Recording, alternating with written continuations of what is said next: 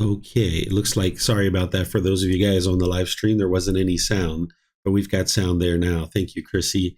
So this particular discourse goes back to the three universal truths: the universal truth of impermanence, discontentedness, and non-self. And if you've been in any of the foundational programs with me or learned any of that from any of the resources that I share, then you know about impermanence, discontentedness, and non-self. And here the Buddha is reminding you, and at that time he was reminding his students, but he's reminding you now that form, feeling, perception, volitional formations, and consciousness are impermanent. These are referred to as the five aggregates. We studied these 2 weeks ago, where the Buddha describes a living being as having five things. There's physical form, there's feelings, there's perceptions, which are views and opinions about the world, there's volitional formations or choices, decisions, and there's a consciousness, which is the mind. And it's important to understand that all these things are impermanent, because the mind's going to cling to it and hold on to it and crave for it to be permanent. That's why when you see changes with the physical body, and maybe you look in the mirror, you see a wrinkle, or you see a gray hair, you see a little bit of fat, or you see something like this, that you might become discontent if you're clinging or craving and holding on to this form. Same thing with the feelings. You might think that these feelings are permanent, and when you get frustrated or agitated or annoyed, you might just think, oh my gosh, this is the worst thing ever, not realizing that, hey, these feelings are impermanent. They can arise, change, and fade away. And of course, by the time you get to enlightenment, you won't have those conditioned feelings. But when you're feeling really miserable like that, it's really helpful to remind yourself that, hey, this is impermanent. You know, I can go outside for a walk. I can take a bike ride. I can go do something, and this feeling will fade away. And then perceptions. These are your views and opinions about the world. If you've ever been in an argument with anybody about your views and opinions, this is because the mind's clinging to this, and maybe even wanting other people to agree with your views and opinions. And then there's certain choices and decisions that the mind might cling to. Like if you've ever gone on a trip or something and you've been clinging to a certain decision, maybe you really wanted to go to Australia or somewhere else, and now when you show up to the airport and the flight's delayed, or it's late, or it's somehow canceled, maybe you're upset or angry or frustrated. This is because the mind's clinging to the volitional formations, the choices and decisions. And then there's the consciousness itself, which inside the consciousness you have self-identity, like I am American, or I am Spanish, or I am Mexican, or I am Brazilian, or any of this I am around your culture, ethnicity, your sexual orientation, your nationality, maybe your job or occupation. The mind clings to this, and it doesn't understand that all these things are impermanent. And when you're clinging to the form, the feelings, the perceptions, the volitional formations or consciousness, and now the mind experiences this change or impermanence, the mind doesn't like it. So the Buddha is helping you to remember that, hey, all these things are impermanent that you're dealing with here. And then he says here, what is impermanent is discontentedness. And the reason why is because the mind craves permanence, right? He's not saying that here in this particular discourse, but in other discourses, you understand that the mind is craving permanence, but yet the mind experiences all this impermanence in the world. And that is where discontentedness is arising, because of the craving for permanence, but yet everything is impermanent around you. So as long as the mind's craving things to be permanent, but yet you live in an impermanent world, there will be discontentedness. And then the Buddha is saying, okay, what is discontentedness? By you clinging to this physical form, to the feelings, to the perceptions, to the volitional formations and consciousness, and not realizing that it is impermanent, and there's this discontentedness arising, these certain feelings, it's important to remember this isn't you. These five aggregates is not you. It's not who you are. And that's where the Buddha says here, what is non-self should be seen as it really is with correct wisdom. Thus, this is not mine. This I am not. This is not myself. So any of these things, either form, feeling, perceptions, volitional formations, and consciousness, if you can view them more and more as impermanent, the mind will be less and less likely to cling to it. And where you see the mind is clinging to it, that's where you got to cut that off and let it go. And then he goes into saying, okay, when one sees this with correct wisdom, one holds no more views concerning the past. What this means is that there's probably certain things in your past that have occurred that are either pleasurable or painful. And now in the present moment, you're thinking back to those situations, and the mind is experiencing conditioned pleasant feelings or painful feelings, or neither painful nor pleasant, based on things in the past. Some people call this trauma, where the mind is holding on to a particular experience. And now you form feelings in the present moment based on that. But when you understand that all these things are impermanent and you can train your mind to let it go, that's what the Buddha is saying, that, okay, you hold no more views concerning the past. And when you've trained your mind to have no more views concerning the past, then you can experience the same thing about the future. Because one of the things that the mind does is it will long and yearn for things in the future. Like, say you schedule a holiday 3 months from now or 6 months from now. You might be in the office at work.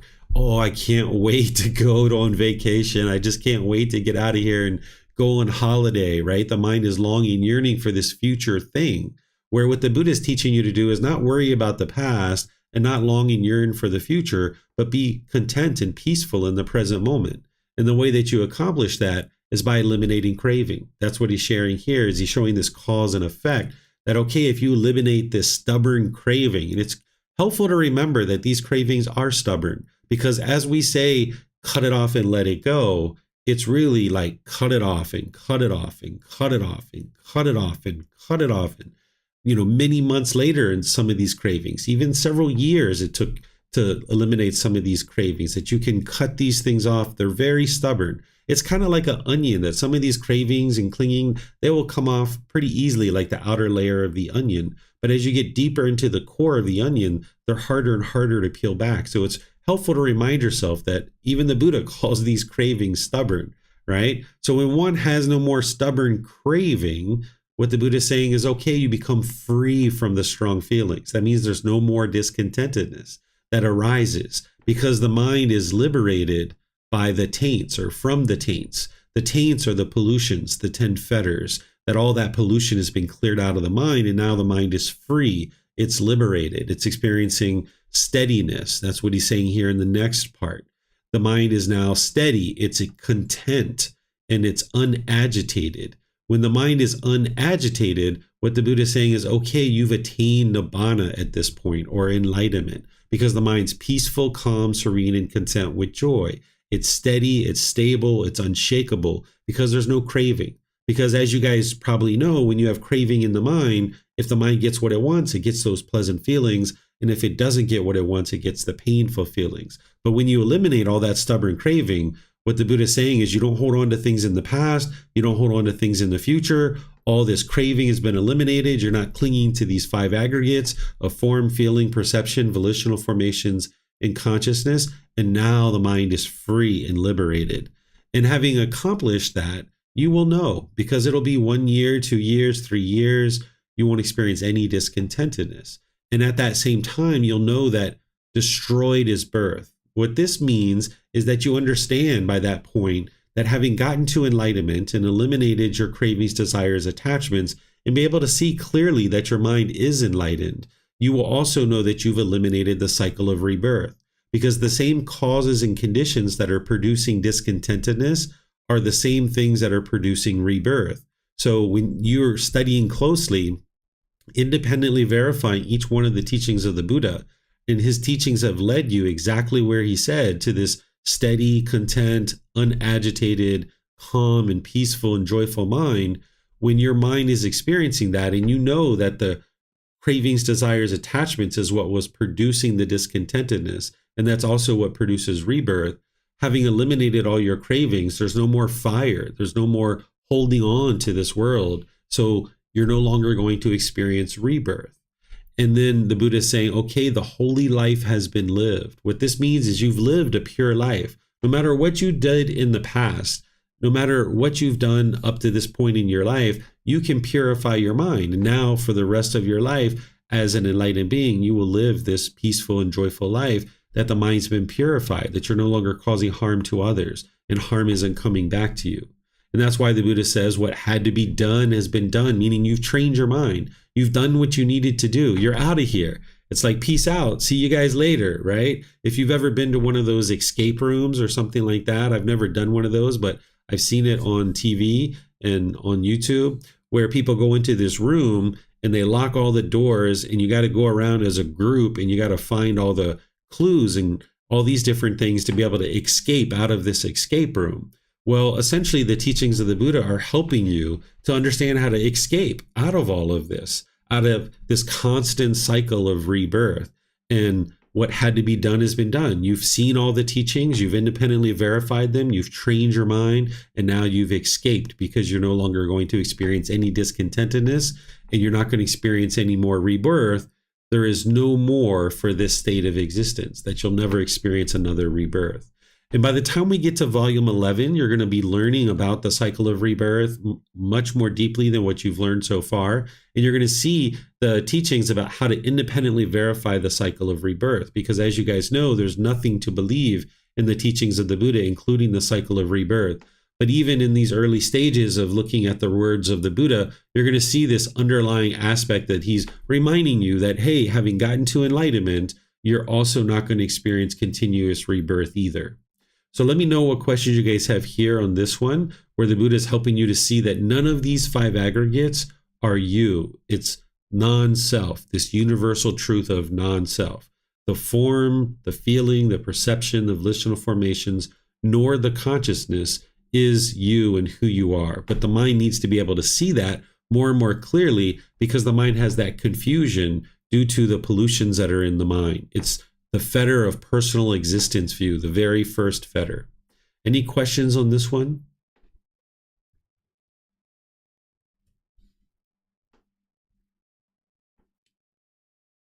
Okay, thank you guys on YouTube for letting me know about the sound. It looks like we've got that fixed. And thank you for Chrissy for logging in to let me know. Okay, I'm not seeing any questions anywhere. Okay, so I've talked about personal existence view and the universal truth of non-self and other programs. So in this program, I just kind of talk about it briefly. And then if you guys would like to penetrate more deeply into any of these teachings, you just let me know. Is there someone who would like to read chapter 22?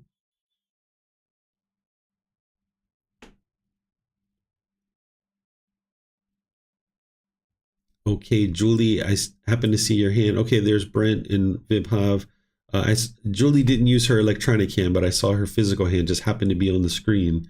Let's go to Julie, and then the next one, Brent, if you'd like to take that, and then Vibhav, you can take the next one after that. One who is engaged is unliberated. One who is disengaged is liberated. Monks, one who is engaged is unliberated. One who is disengaged is liberated. Consciousness, monks, while standing, might stand engaged with form, based upon form, established upon form, with a sprinkling of excitement, it might come to growth, increase, and expansion. Or consciousness, while standing, might stand engaged with feeling, based upon feeling, established upon feeling, with a sprinkling of excitement, it might come to growth, increase, and expansion. Or consciousness, while standing, might stand engaged with perception, based upon perception, established upon perception, with a sprinkling of excitement, it might come to growth, increase, and expansion.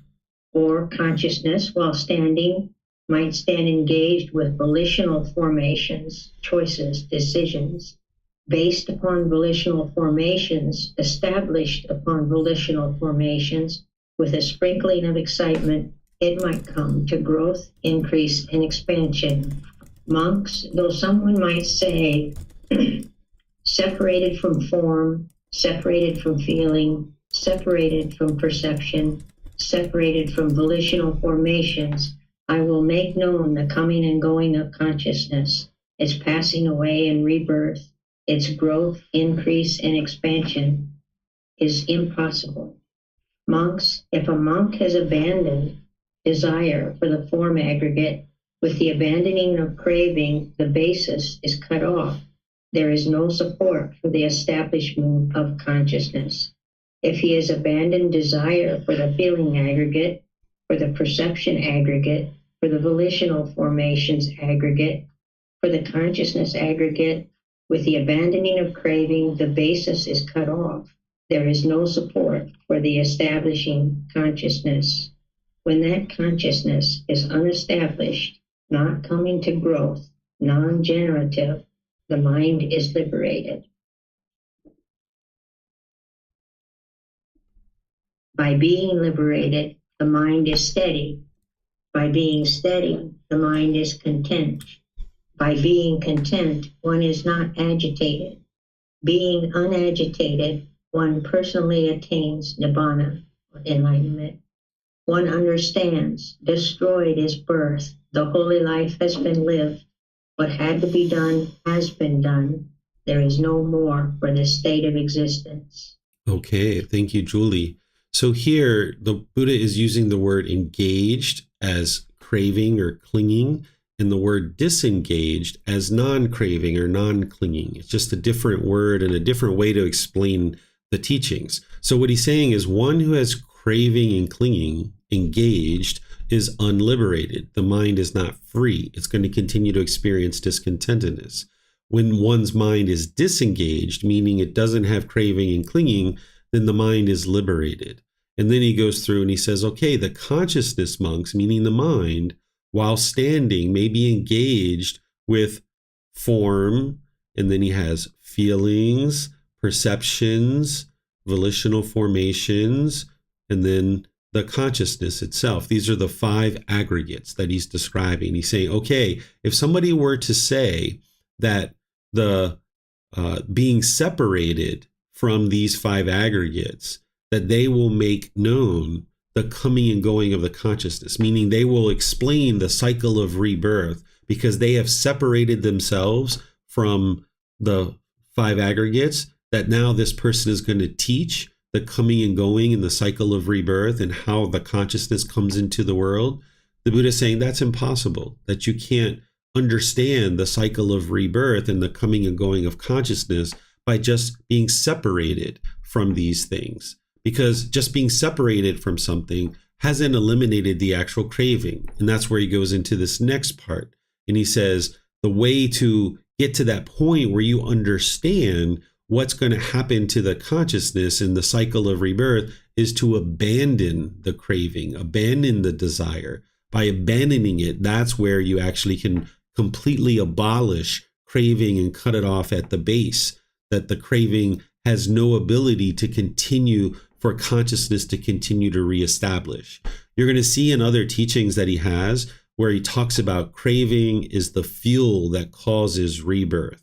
Here he's getting to the same thing, but he's saying it in a much more detailed way, where in other teachings he just says it very clear, very concise, that craving is the fuel that causes rebirth.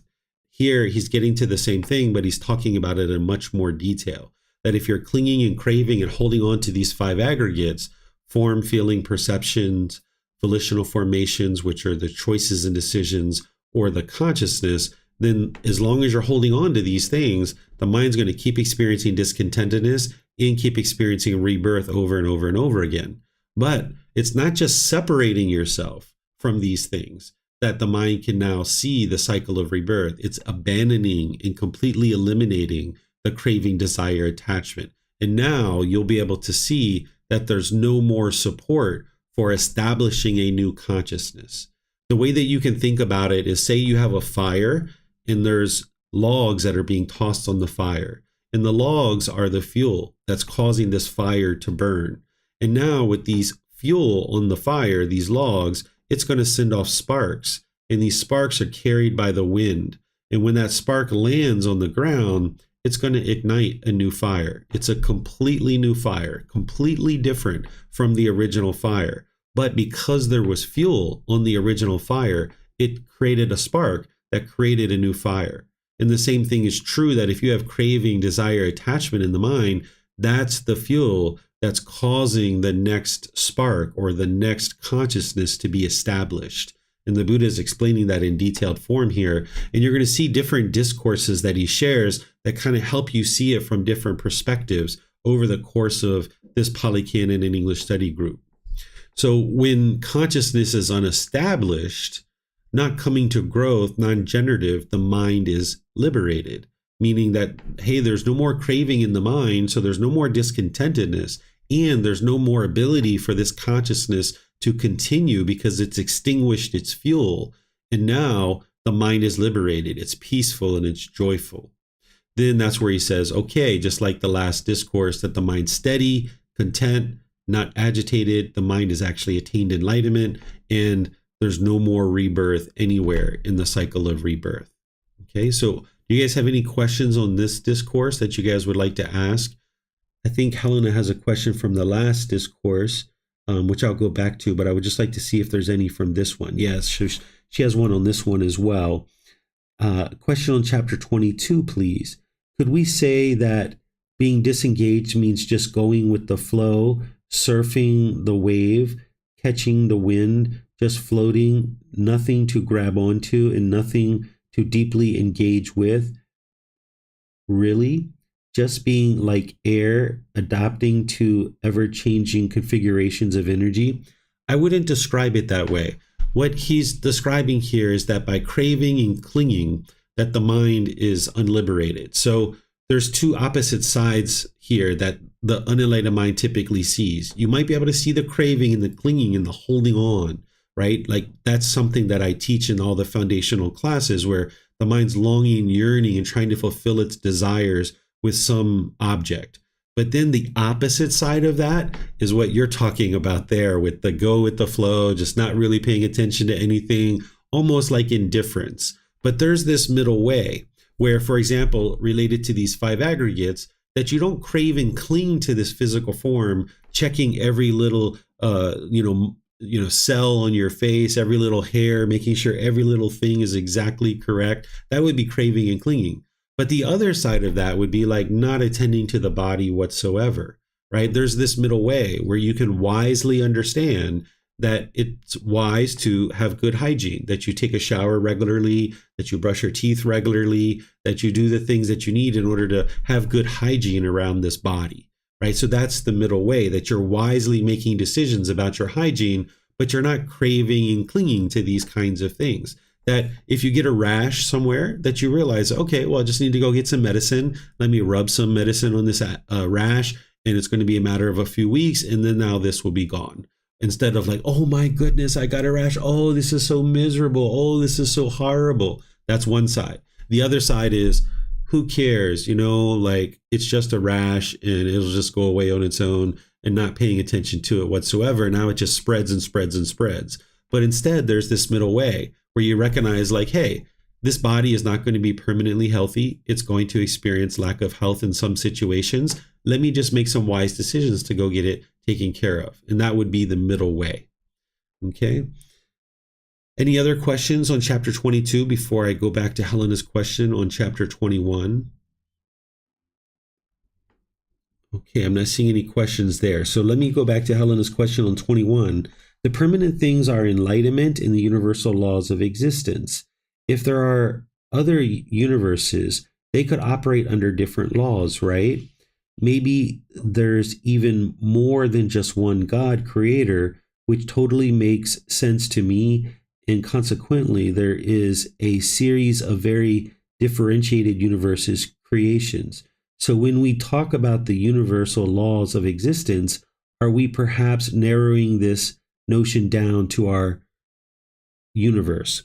So all the things that you're saying there, this is what the Buddha would describe as speculation about the world, that he describes that if you tried to speculate about the world, that it would lead to either madness or frustration. All we can do is look at true reality of what we know to be true.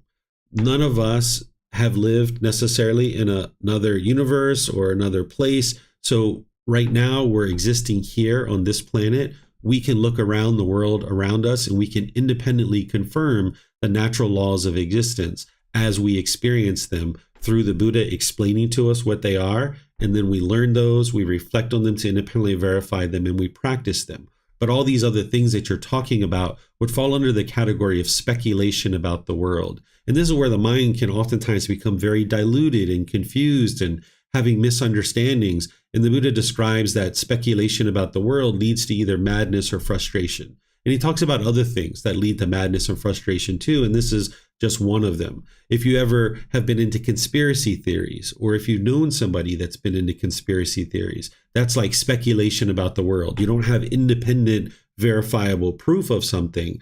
And if you've ever been into that, you'll see how your mind just gets into madness and frustration. So it's better to not pay attention to any of those kinds of things, and instead just focus on the natural laws as you understand them, as they're being taught, and you can independently verify based on everything that we experience here.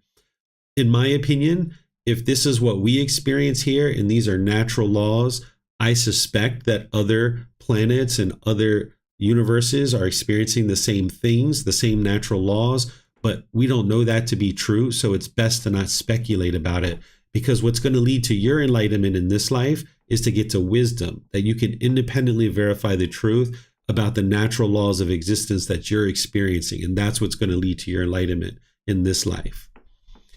Okay, it looks like Julie, you might have a question. Yes. Can you hear me? Yep, I sure can. Okay. Just on the usage for the translation, whatever, of consciousness while standing. Does that mean while one is thinking, while the mind is operating, it's not asleep, you're not unconscious? Right. We could take this literally to be like you're standing up, engaged, or we could think about it as the mind is standing still. But essentially the Buddha is saying, okay, the consciousness, I tend to read these things very literal and I don't interpret things. So if we take it very literal, what he's saying is that consciousness monks, while standing, meaning, standing in one place, might stand engaged. Okay, not the consciousness is standing, but the monk is standing and his consciousness then is engaged. Exactly. Okay. Mm-hmm. Because it's just unclear. Okay, thank you. Yeah, it's best when you're reading the words of the Buddha, because he teaches in general in life that we shouldn't ever try to read into anything. He says the herd is the herd and the seen is the seen. You'll see this in his teachings. This is where you learn to not cling to any perceptions. A perception is like your views and opinions, or maybe like an assumption, right? You're not interested in clinging to an assumption. So the Buddha says, okay, when you're out and about in the world, that essentially you shouldn't try to read into something. So let's just say you walk into your child's room and you see a whole mess all over their floor. And maybe you told them to clean their room 3 hours ago, and now you walked in and you see them sitting in the middle of the floor with all this stuff all over the place.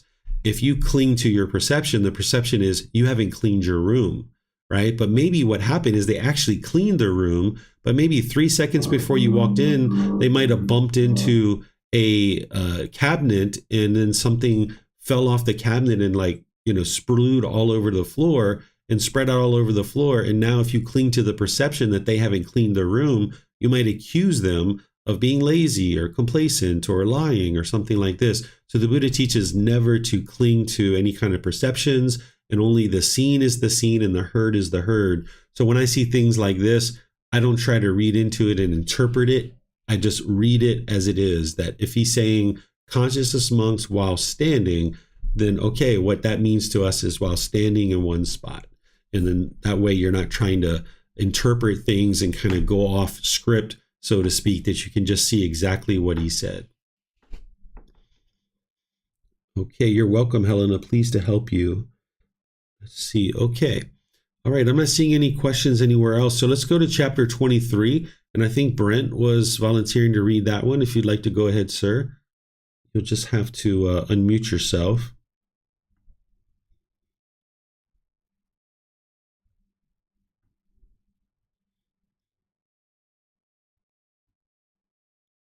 You see the unmute there, Brent? There you go. Okay, can you hear me? Sure can. Okay, good. Right and wrong refuge. They go to many a refuge, to mountains and forests, to parks and tree shrines, people threatened with danger. That's not the secure refuge, not the supreme refuge. That's not the refuge, having gone to which you gain release from all discontentedness and stress. But when, having gone to the Buddha, the teachings, and the community for refuge, you see with right wisdom the Four Noble Truths, stress, the cause of stress, the transcending of stress, and the Noble Eightfold Path, the way to the stilling of stress. That's the secure refuge, that the supreme refuge, that is the refuge, having gone to which you gain release from all discontentedness and stress. Okay, thank you, sir.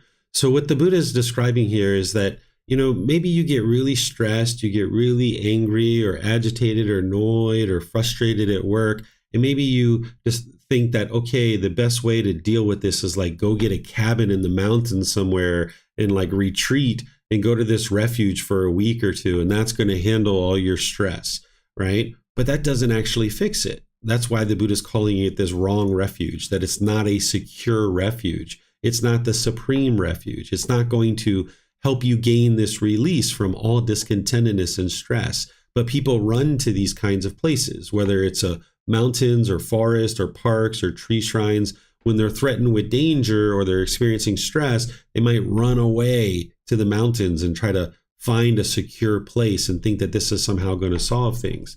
But the Buddha is essentially saying that's not going to solve it, because craving, desire, attachment is in the mind. Just physically moving to a different location isn't actually going to solve the problem.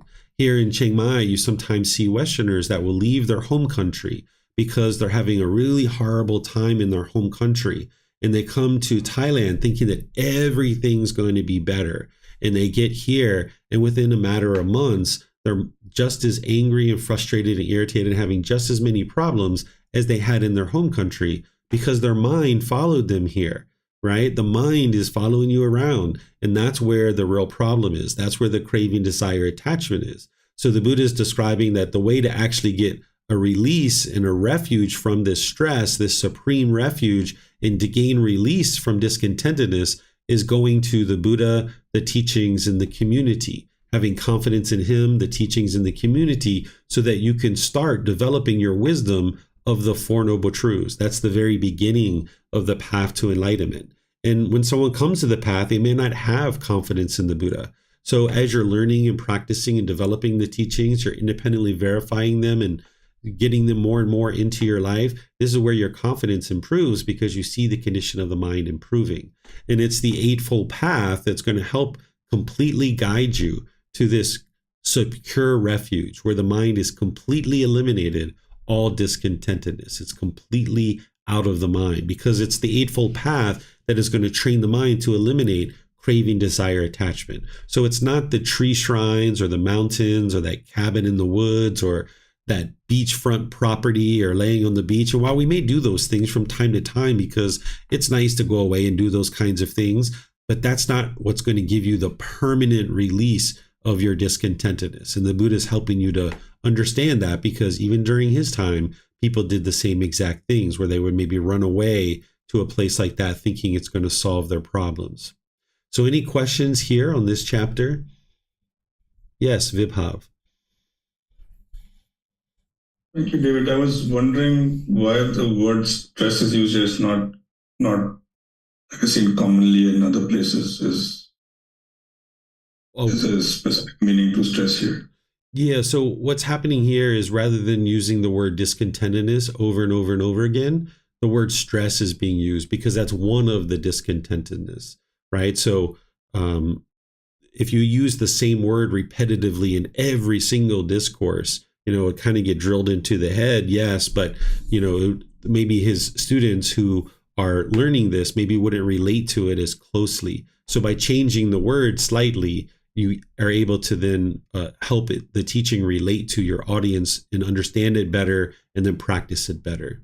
But what he is referring to here is discontentedness. So what he's saying is seeing with right wisdom, discontentedness, the cause of discontentedness, the elimination of discontentedness, and the Eightfold Path, which is the way to completely eliminate discontentedness. But there's a little bit of a changing of words to help it be more relatable to some people who maybe have already seen it a number of different ways that he describes it in other discourses. And now here, there's a slight change because of impermanence, right? He's not going to always say it exactly the same way.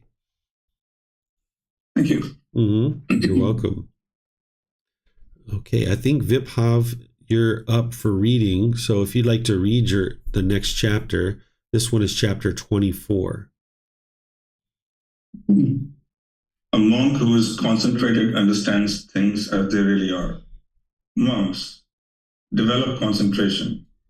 A monk who is concentrated understands that things as they really are. And what does he understand as it really is? He understands that it really is. This is discontentedness. He understands that it really is. This is the cause of discontentedness. He understands that it really is. This is the elimination of discontentedness. He understands that it really is. This is the way leading to the elimination of discontentedness. Monks develop concentration. A monk who is concentrated understands things as they really are. Therefore, monks, an effort should be made to understand this is discontentedness. An effort should be made to understand this is the cause of discontentedness. An effort should be made to understand this is the elimination of discontentedness. An effort should be made to understand this is the way leading to the elimination of discontentedness. Okay, thank you, Vibhav. So the Buddha is talking about concentration. And as you've seen in the Eightfold Path and his other teachings that you'll see as you're learning in this program, he constantly points to concentration, that focus, that clarity of mind, and the concentration, being able to focus on a single object. Because when your mind's polluted with those 10 fetters, you have what's called muddle-mindedness. The Buddha talks about this and he uses this phrase of muddle-minded or muddle-mindedness, where the mind is confused and lacking concentration. But when you get these pollutions out of the mind and the mind can perform optimally, your mind can be focused and concentrated. So when you develop concentration, your mind's going to be able to be more focused, not just about the Four Noble Truths, which the Buddha is talking about here is making sure that you really understand the Four Noble Truths and being concentrated to be able to see the truth, but also in your day-to-day work, in your personal life too, you can have this concentration that you need. So here he's just mentioning concentration and saying, okay, develop this concentration, focus on the Four Noble Truths, make sure you understand the Four Noble Truths, because then you're going to be able to see things clearly in the world. When you have pollution in your mind, it's like looking out at the world through a dirty window. And now your mind can't be concentrated. It's all shaken up and it's muddled. But what you're doing on this path is cleaning off the window and you're looking out at the world through this clean window. And the first thing you need to be able to understand is the Four Noble Truths. If you've ever been hiking on a hiking trail or something like that, and at the beginning of the hiking trail, there's like a trailhead where there's like a sign that says, okay, you start off on this trail, you're going to walk for about a mile, you're going to go down a ravine, you're going to cross a stream, you're going to go walk up this hill, you're going to loop around, and it's going to come back to the parking lot, right? There's like a trailhead at the beginning of each hiking trail, not every hiking trail, but a lot of them, right? And this kind of gives you a heads up about what you're going to encounter. Well, the Four Noble Truths is that trailhead for the path to enlightenment. It's explaining to you the problem, the cause, the elimination, and the path forward. And we've studied this at different times. So the Buddha is going to point to that constantly in his teachings, because that's the beginning of the path. And anybody who's interested in getting on the path to enlightenment is going to need to start with the Four Noble Truths. That's the best place to start.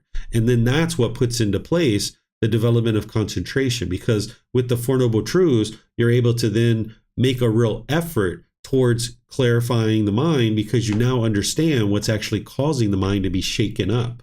But if you didn't understand what was causing it through the Four Noble Truths, you wouldn't actually be able to fix it. And you'd like to develop concentration. So wherever you see your mind wandering, like say you're in a business meeting and you see your mind wandering, you need to be diligent to cut that off and let it go. Or if we're in class right now and we're talking, we're discussing, you need to be able to cut that off and let it go if there's anything that comes up in the mind. You're never interested in, say, typing out an email and having a YouTube video playing in the background, because your mind's having to constantly switch back and forth like this. Or if you're watching TV and eating at the same time, the more you cut those kinds of things out, the mind's going to get honed to be more and more concentrated. The way that I describe it is it's like a piece of wood and you take a steel rod and you grind this back and forth over the steel rod, and it makes a deeper and deeper groove in the wood. And initially, the steel rod's going to bounce around. But as you get more and more passes back and forth with this steel rod, it gets deeper and deeper into the groove, and the steel rod's less and less likely to pop out. And when it does pop out, you know that and you can bring it right back. But eventually, if you get this steel rod in this groove deep enough, it'll never pop out. And your mind is the same way. If you keep bouncing the mind around by watching TV and eating, or writing an email and having a YouTube video playing or something like this, your mind's just going to keep bouncing around. But if you can get really dedicated, that when you're eating, you're eating. When you're watching TV, you're watching TV. When you're writing out an email, you're just writing out an email. You just do one thing at a time. More and more, your concentration is going to get honed, and you can develop this concentration. Of course, you're going to need breathing mindfulness meditation to be able to help you to develop your concentration. That's part of what's helping you to develop your concentration. So if you don't already have a breathing mindfulness meditation practice built up, you're going to need to gradually build that up to 2 or 3 sessions for 30 minutes or more, keeping in mind that it takes a good 6 months, a year, even 2 years to build up to that. But between the meditation and practicing singleness of mind in day-to-day life, that's what's going to build this concentration. And I think all of you guys at this point have studied the Four Noble Truths with me. So you have penetrated into the Four Noble Truths that at this point you should understand without a shadow of a doubt that you have independently verified that yes, there's discontentedness in the unenlightened mind. It goes up and down and up and down. It's unstable. It's unshakable. That yes, it's craving, desire, attachment that's causing this. And yes, you can eliminate these cravings and you can see that the discontentedness is dissipated and eliminated. And then you can see that it's the Eightfold Path that's leading you towards that. If you haven't independently verified the Four Noble Truths, that's something that it's very important that you do. And then you work to develop your concentration with breathing mindfulness meditation in practicing singleness of mind in day-to-day life. So let me know if you guys have questions on this chapter.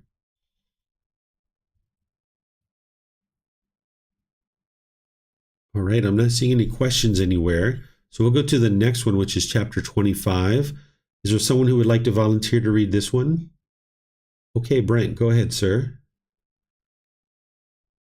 Gradual progress in these teachings and discipline.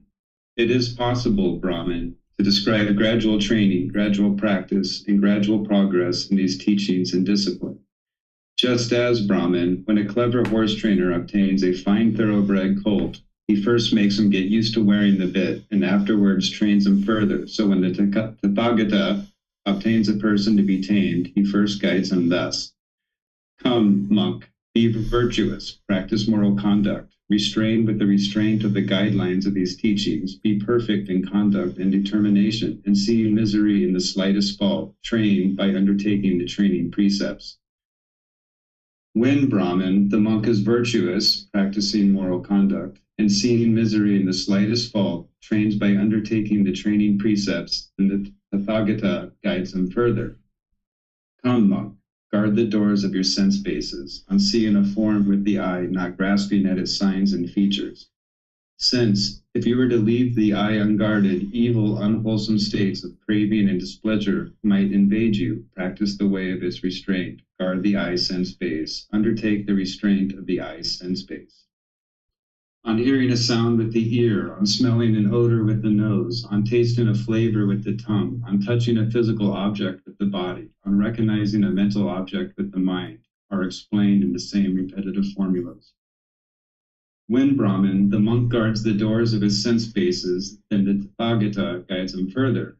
Come, monk, be moderate in eating, reflecting wisely. You should take food neither for amusement nor for intoxication, nor for the sake of physical beauty and attractiveness, but only for the endurance and continuance of this body, for ending discomfort, and for assisting the holy life, considering, thus I shall terminate old feelings without entertaining new feelings, and I shall be healthy and blameless, and shall live in comfort. When, Brahman, the monk is moderate in eating, then the Tathagata guides him further. Come, monk, be devoted to wakefulness during the day while walking back and forth and sitting. Purify your mind of obstructed states. In the first watch of the night while walking back and forth and sitting, purify your mind of obstructed states. In the middle watch of the night, you should lie down on the right side in the lion's pose with one foot overlapping the other, mindful and fully aware, after noting in your mind the time for rising. After rising in the third watch of the night, while walking back and forth and sitting, purify your mind of obstructive states. When, Brahman, the monk is devoted to wakefulness, then the Tathagata guides him further. Come, monk, be possessed of mindfulness and full awareness. Act in full awareness when going forward and returning. Act in full awareness when looking ahead and looking away. Act in full awareness when flexing and extending your limbs. Act in full awareness when wearing your robes and carrying your outer robe and bowl. Act in full awareness when eating, drinking, consuming food, and tasting. Act in full awareness when defecating and urinating. Act in full awareness when walking, standing, sitting, falling asleep, waking up, talking, and keeping silent. When, Brahmin, the monk possesses mindfulness and full awareness, then the Tathagata guides him further. Come, monk, make use of a secluded resting place, the forest, the root of a tree, a mountain, a ravine, a hillside cave, a charnel ground, a jungle thicket, an open space, a heap of straw. He makes use of a secluded resting place, the forest, the root of a tree, a mountain, a ravine, a hillside cave, a charnel ground, a jungle thicket, an open space, a heap of straw. On returning from his alms round, gathering food, after his meal he sits down, folding his legs crosswise, setting his body erect and establishing mindfulness before him.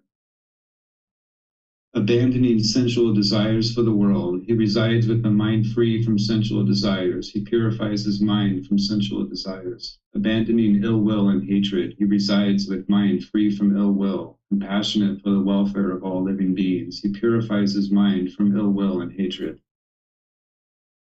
Abandoning complacency, he resides free from complacency, deeply understands of the light, mindful and fully aware. He purifies his mind from complacency.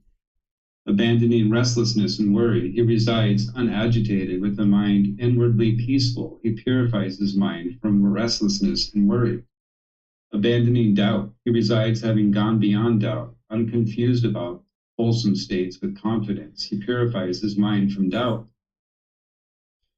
Having thus abandoned these 5 hindrances, imperfections of the mind that weaken wisdom, quite distant from sense desires, distant from unwholesome mental states, enters and resides in the first jhana, which is with thinking and pondering, based in seclusion, filled with excitement and joy. And with the subsiding of thinking and pondering, by gaining inner tranquility and oneness of mind, he enters and resides in the second jhana, which is without thinking and pondering, based in concentration, filled with excitement and joy. And with the fading away of excitement, remaining imperturbable, mindful, and clearly aware, he experiences in himself the joy of which the noble ones say. Peaceful is he who resides with equanimity and mindfulness. He enters the third jhana, and having given up pleasure and pain, with the fading away of former gladness and sadness, he enters and resides in the fourth jhana, which is beyond pleasure and pain, and purified by equanimity and mindfulness. This is my instruction, Brahmin, to those monks who are in the higher training, whose minds have not yet attained the goal, who reside aspiring to the supreme security from bondage, enlightenment. But these things conduce both to a peaceful residing here and now, and to mindfulness and full awareness for those monks who are arahants, with taints destroyed, who have lived the holy life, done what had to be done, laid down the burden, reached the true goal, destroyed the fetters of existence, and are completely liberated through final knowledge, wisdom. Okay, thank you, Brent. There's a lot to discuss here, so I'm going to really take my time with this discourse, and as we go, feel free to ask questions. First, let's just talk about what a Brahmin is, because I think this might be the first time in this program that we've encountered a discourse where the Buddha is referring to a Brahmin. During the lifetime of the Buddha, there was the Buddha who was teaching, and then there was lots of other teachers who were claiming that it was their teachings that led to enlightenment. You might think that there's, if the Buddha is in existence, that would be the only game in town, so to speak, and everybody would want to learn with the Buddha. But not everybody knew that he was a Buddha. They didn't understand what a Buddha was or how to determine that he was a Buddha. So while he understood he was a Buddha, and some of his students understood he was a Buddha, not everybody by and large understood that he was a Buddha. So there was various teachers that were claiming that it was their teachings that led to enlightenment. But we know it was the teachings of the Buddha that led to enlightenment, and that's why they're still here today. And prior to the Buddha, there were Brahmin. This was like a class system. That in this region of the world, which today we refer to as Northeast India in Nepal, there was this hierarchy that if you were born into certain families, you were either considered rich and affluent or holy or any number of different things. You could be born into a family of laborers and people considered you to be poor and impoverished and uneducated. And what this caste system was designed for is to keep people in a certain class and that people wouldn't cross over class and, kind of mix and match. But these Brahmin, this was about 15% of society. that was considered to be holy people, and that if you were born into this family, you were considered to be holy. And they would then perform rites and rituals and ceremonies and worship for the common people. And the common people would come, this other 85% of the population, to pay these people money to be able to do rites and rituals and ceremonies and worship on their behalf. And the thought was that you would give these people money, they would do some rites and rituals and ceremonies and worship, and you were supposed to go home and your life was going to get better. But the Buddha knew that this wasn't true and it didn't work, because it's all about cultivating your mind, acquiring wisdom, making wise decisions that produces wholesome results. And when you make unwise decisions, it produces unwholesome results. So the Buddha was teaching that it's based on your actions. It's based on your wisdom that determines whether you're holy or not. It's not based on where you're born, because you could be born into a certain family that is considered holy, but you could do unwise things and impure things, and now you're experiencing unwholesome results. So these Brahmin that were doing all these different ceremonies and rites and rituals and ceremonies, they knew of the Buddha, and they would oftentimes come to him and ask him for teachings and guidance, because they started learning more and more that he was capable of sharing teachings that led to this improved and better way of life. So the Buddha's here teaching a particular Brahmin, or we might refer to this person as a Hindu priest. And he's being asked to describe what is the gradual training, gradual practice, and gradual progress that he shares. In other words, how does he guide a student from step 1 to step 2 to step 3 to step 4 in developing their mind on this path to enlightenment? So the Buddha is relating this to how a horse trainer trains a horse, that when the Buddha receives a new student, he's going to kind of go through a step 1, step 2, step 3, step 4 process. And here he's starting to describe that process that he goes through. In other discourses, he talks about how the very first thing that he teaches is the Four Noble Truths. He doesn't mention it here, but if you see the totality of the teachings of the Buddha, you will come to understand that the very first thing that he taught was the Four Noble Truths.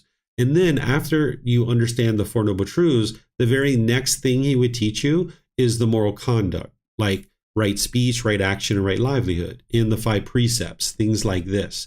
Because if you understand right view, that your mind is causing your own discontentedness, and now you've got to work to extinguish these cravings, desires, attachments, and you're working to make wise decisions through training your mind and making wise decisions in your day-to-day life, the longer you're out in the world being bitter and harsh and hostile and making unwise decisions about your speech, your actions, and your livelihood, that's the more harm you're putting out in the world. And now that's all got to come back to you. You got to experience the results of those things. So once you establish right view, right away he would teach moral conduct so that you can shut down the unwise things that you're doing where you're causing harm to others through your speech, your actions, or your livelihood. So that's what he's talking about here, is to train in the moral conduct, right speech, right action, right livelihood, which includes the 5 precepts.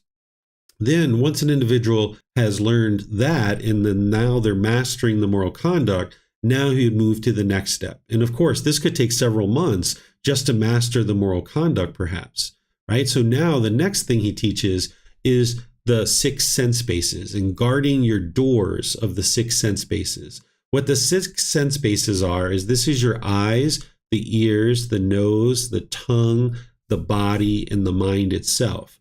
This is how you experience contact. The mind will experience contact through these doorways. And anytime you experience this contact, if you have a craving in the mind and you see this contact as agreeable, then you'll experience these pleasant feelings. But if you see this contact as disagreeable based on your cravings, then you will experience the painful feelings. So if you see something, like say you see a parent walking down the street holding the hand of a child, and you're like, that's so beautiful. Look at them walking together. That's so lovely, right? And you might get these pleasant feelings. Maybe these goosebumps come over the body, right? Because you maybe have a craving to see all children walking peacefully with their parents and being loving and kind and warm with their parents. And now there's these conditioned pleasant feelings of happiness. But then you turn the corner and maybe you see a parent slap their child across their face, right? And this is the impermanent nature of the world, that not every parent treats their child in a certain way. So now when you see that, maybe based on your craving that you want all children to be safe, when you see that and you see the child get slapped, now maybe you experience anger and frustration.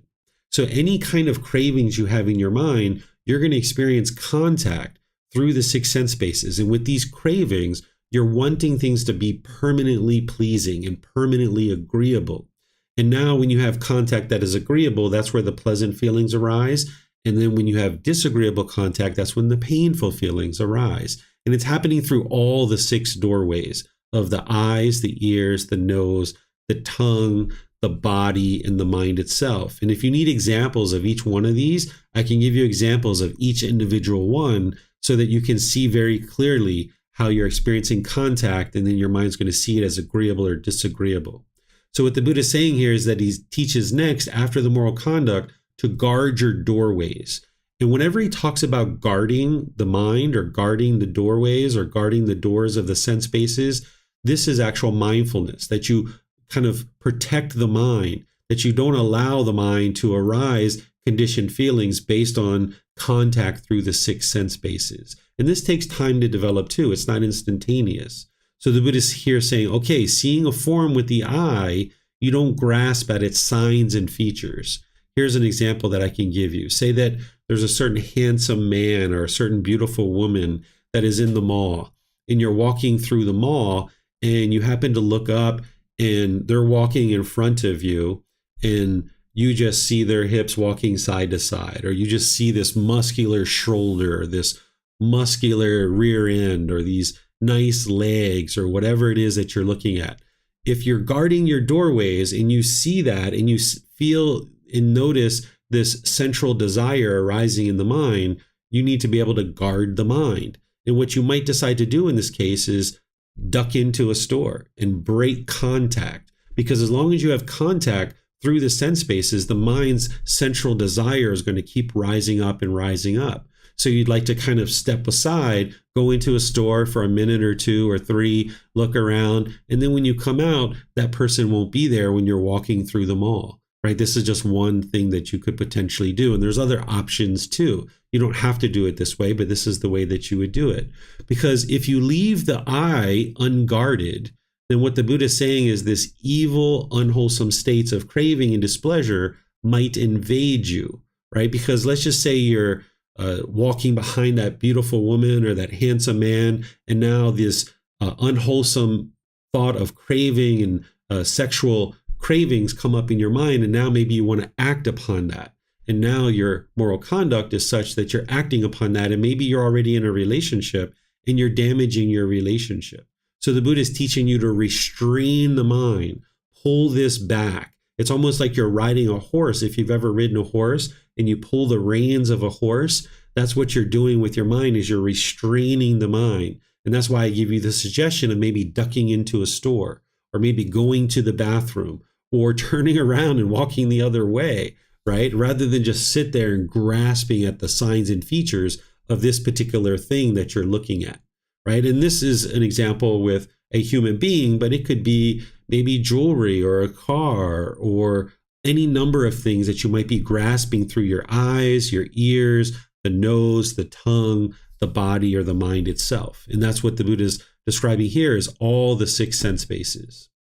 Okay, so now once somebody understands the six sense spaces and guarding the mind with those, then the Buddha describes further some additional training where you learn to eat in moderation, where you don't eat excessively.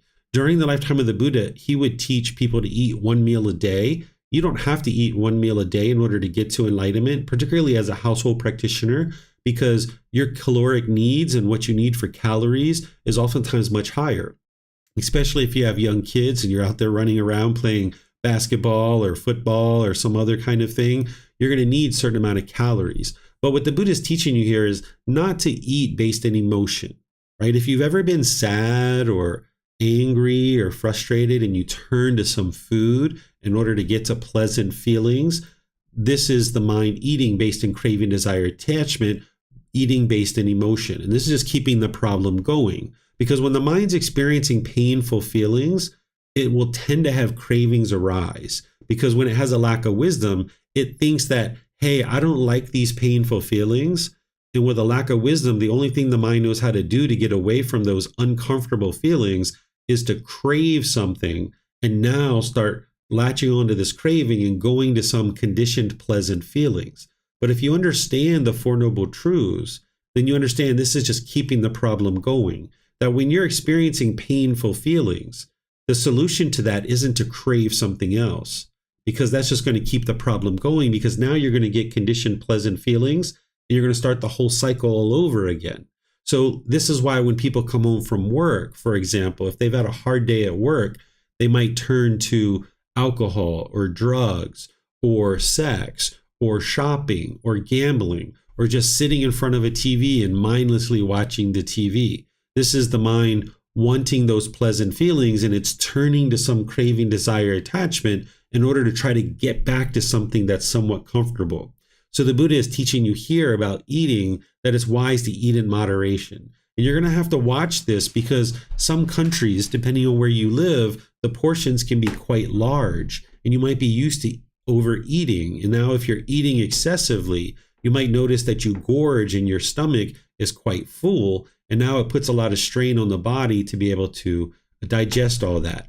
So the Buddha is explaining that you shouldn't eat food for amusement, meaning to get to those pleasant feelings and just to have some kind of happiness based on amusement. And you shouldn't eat for intoxication, nor just for physical beauty and attractiveness. But instead, the reason why you're eating is to essentially sustain your life. Here, the words he's using is endurance and continuation of this body. That's the reason why you're eating. So if there's certain foods that you don't like and you push them aside, this is because of your craving, desire, attachment, the central desire. Instead, you would like to actually eat those foods. You would like to train your mind that, hey, this food, it's just to nourish the body. So if there's certain fruits or vegetables or some other food that you despise and you try to avoid it like the plague, you should actually put the mind in those situations and gradually start learning to eat that. Because the Buddha teaches you to eliminate this central desire, you're going to need to put the mind in these situations, because what you're actually eating for is just to end the discomfort of the body, where you're trying to ensure that the pain in the stomach that you're experiencing, that is an indication to the mind that, hey, this body needs food. That's what the pain in the stomach is. It's indicating to the mind like, hey, you need to start thinking about finding some food. So the Buddha teaches you that when you're eating in moderation, that you would eat just for the sustaining of your life and just enough food to end the discomfort, rather than continuing to eat and eat and eat and eat and eat. That's what you're not interested in doing. You're not interested in getting these pleasant feelings based on your food, because that's just going to keep the problem going over and over and over again. So there's more to teach here, but I see we have a question. I think Vibhav might have a question here. So go ahead, sir. Thank you, David. I just had a question about, I think we've discussed this before, but maybe good to clarify it, about like things like chocolate and cake are not required. I mean, this is me eaten mostly for amusement more than any need for endurance or continuance of the body. And there might be physical beauty or an attractiveness also associated with it. So yeah, you're able to eat any and all foods that you like and not be attached to it. There's no harm in eating chocolate, and there's no harm as long as it doesn't have things like caffeine or other things like this in it. Same thing with cakes and desserts. There's no harm in eating these things, and you can eat them without craving, desire, attachment. One of the things that you might need to do is go away from them for a period of time, maybe 3 months or 6 months, where you don't eat any sweets and you train your mind to let go. And then ultimately you'll be able to start eating these things again, but you're doing it without craving, desire, attachment. This helps you to observe the mind to see if there is any craving, desire, attachment. Whereas if you just continue to eat it, you wouldn't know whether the mind is actually attached to it or not. So it's not about the product or the thing that you eat. It's more so about the method of the mind and how the mind chooses to eat. So it's not about the object. And anything that the Buddha is teaching, he's not teaching about the object, except for maybe like, drugs and alcohol and things like this. But in all these situations, he's talking about what the mind is doing, not about the food itself, the individual object. I guess something like chocolate, I believe has caffeine. I'm not exactly sure. But they come from the same cocoa beans, right? And the same thing that makes coffee. I'm not exactly sure, but I can look it up. So you're saying that anything that if it has caffeine or other intoxicants, you should kind of avoid it? Yes, that's based on the 5 precepts that anything that has caffeine or any kind of stimulants, you should avoid it. But all chocolate doesn't have caffeine in it. If it did, that would be permanence. So there are chocolates out there that doesn't have caffeine. So you can research it and see for yourself so you'll know what does and doesn't have caffeine. There's some cocoa that does have caffeine and there's some that actually doesn't. Okay, thank you. You're welcome. Okay, we have a question from Chrissy here. It has been noticed that the more the mind gets used to being single-minded, it has less ability to multitask. This frustrates some people around me. Do you have any guidance on this? Yes, if other people are getting frustrated, just smile. That's their own frustration. That the people around you, if they're trying to push you and motivate you and encourage you to try to do multiple things at one time, that's their craving. And the more that they're trying to push you to do multiple things, slow down even more, right? They're going to get angry, they're going to get frustrated, they're going to get agitated, but eventually they're going to have to eliminate their craving, desire, attachment to you doing things quickly and fast and trying to do multiple things at one time. So oftentimes when I was in situations before where people would get angry or frustrated or agitated with things that I'm doing, I would do that thing even more, because this is like the most loving and kind thing that you can do in order to help them eliminate their craving. And I think you've heard plenty of examples of this, Chrissy, from my life where I've done these kinds of things. So in this situation, you have people around you that are craving for you to do things a certain way. And as long as you keep trying to meet their expectations and do it that way, it's just like feeding the monster. And you just keep feeding the monster, and this monster is going to get bigger and bigger and growl louder and louder when you don't do things their way. So instead, do things the way that you know is wise, and everybody else is just going to have to adjust. You're not causing their anger and their frustration. They're causing it themselves. Okay, here's some more from Chrissy. It is understood that it is the other person's craving for this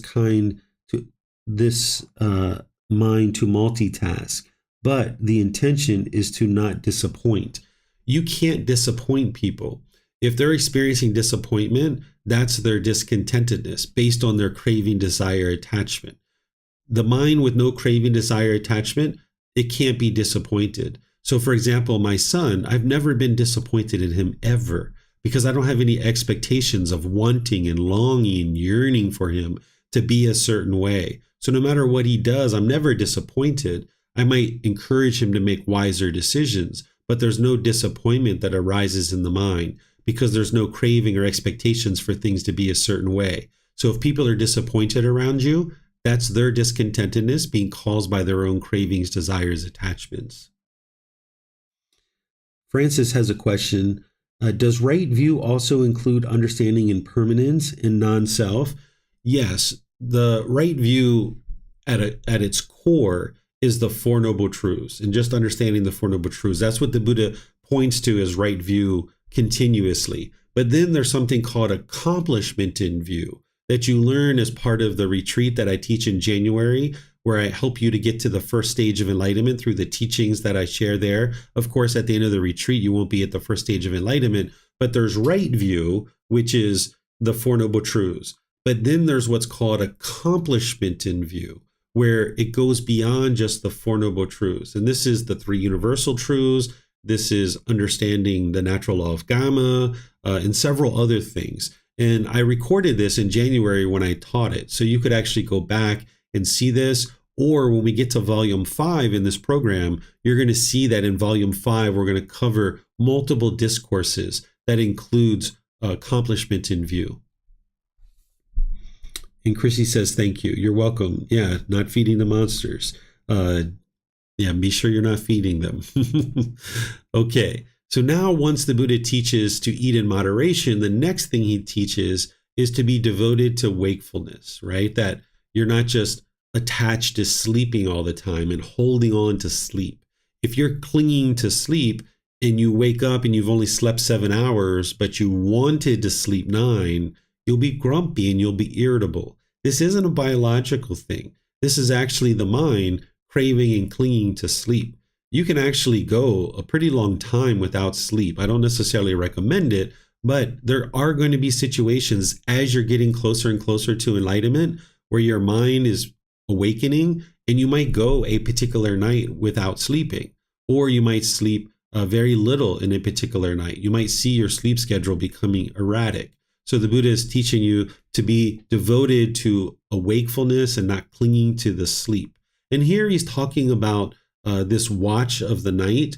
I don't know this 100% certainty, but I think what they were doing is that as they were sleeping out in the wilderness, they would have people that were wake up and basically kind of keep watch, because there was lots of animals, way more than nowadays, and there wasn't as many humans, and these animals could potentially attack the humans. So I think what they would do is they would have people kind of almost like a military, kind of watching over and making sure they scared away any animals that might be coming, because they would be out in the middle of fields and parks, and they would be in the forest, and these animals would potentially be coming to snack on them at nighttime. So I think what the Buddha is talking about here is that when you're waking up, the first watch of the night, the middle watch of the night, the last watch of the night, being sure that you have mindfulness and awareness of mind, and you're devoted to wakefulness, that you're not groggy and irritable because you didn't get a certain amount of sleep. And that's what he's talking about here. And you can also relate this, and I think he's going to talk about this here in a moment, that you have awareness of mind as you ease off into sleep and as you're waking up, because your thoughts can invade you. As you're going to sleep at night, you might notice that you have these repetitive or obsessive thoughts, or something that you've done in that particular day or other days. Those thoughts might come and invade you as you're falling asleep, and it makes it difficult for you to sleep. So you need to be watchful over the mind as you're falling asleep and as you're waking up.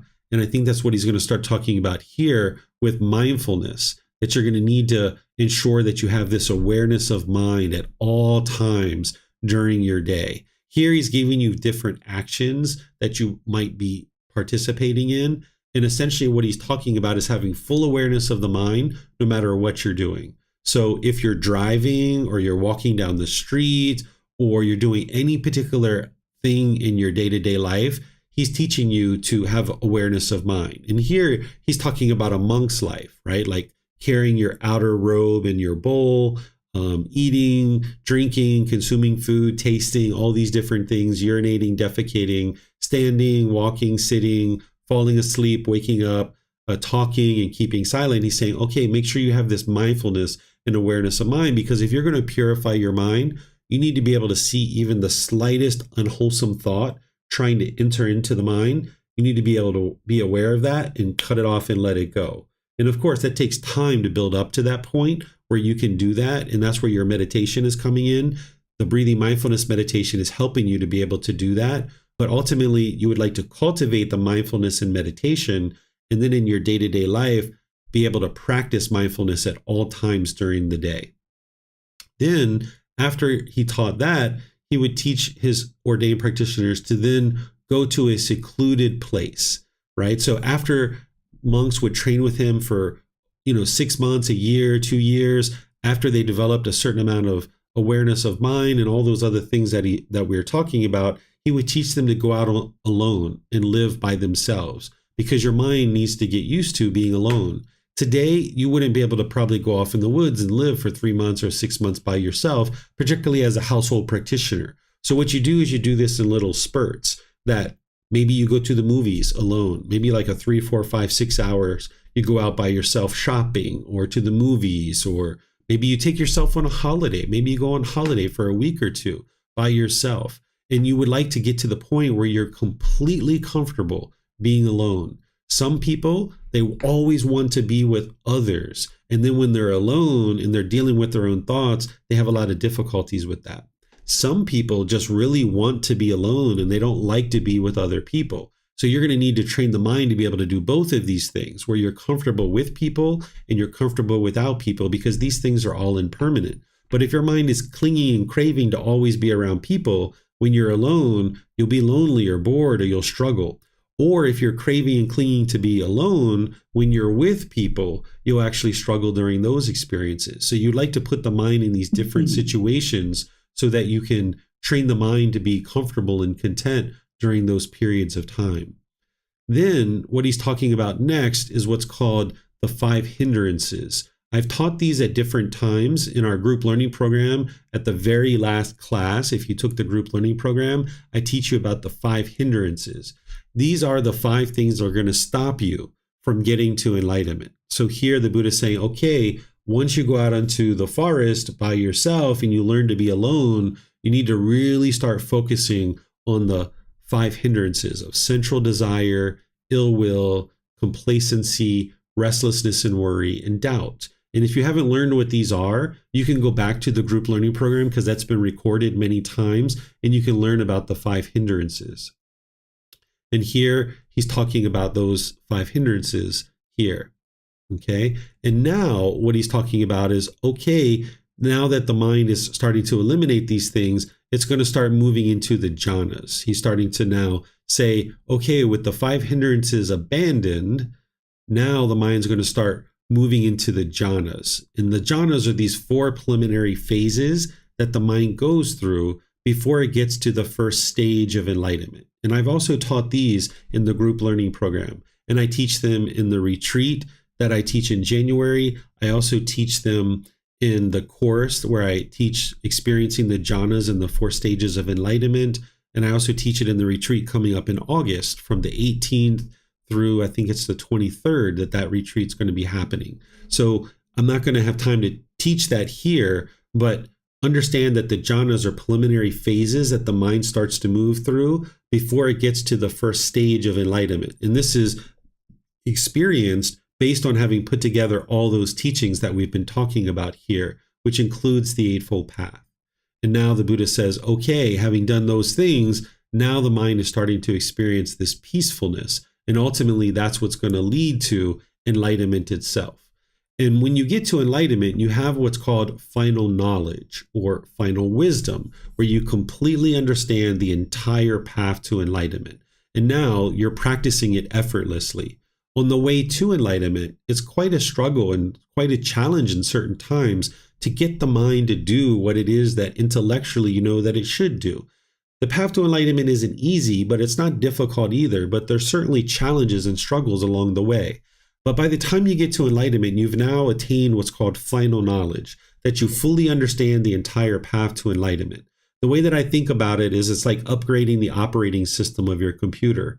This old archaic operating system, you kind of stumble with it. It's not, so readily available and able to function with it. And when you upgrade to this new operating system in these iterative upgrades, each time you're upgrading your operating system, you have to figure out where things are. In the first 2 or 3 weeks that you're maybe using that new operating system, it's kind of cumbersome and it's kind of challenging because you got to figure out how to do all the things that you know you need to do, but maybe they've moved the applications around in different places. But ultimately, once you get up and running on that new operating system, it's effortless. It's like, oh, thank goodness, this is so much easier than the old system.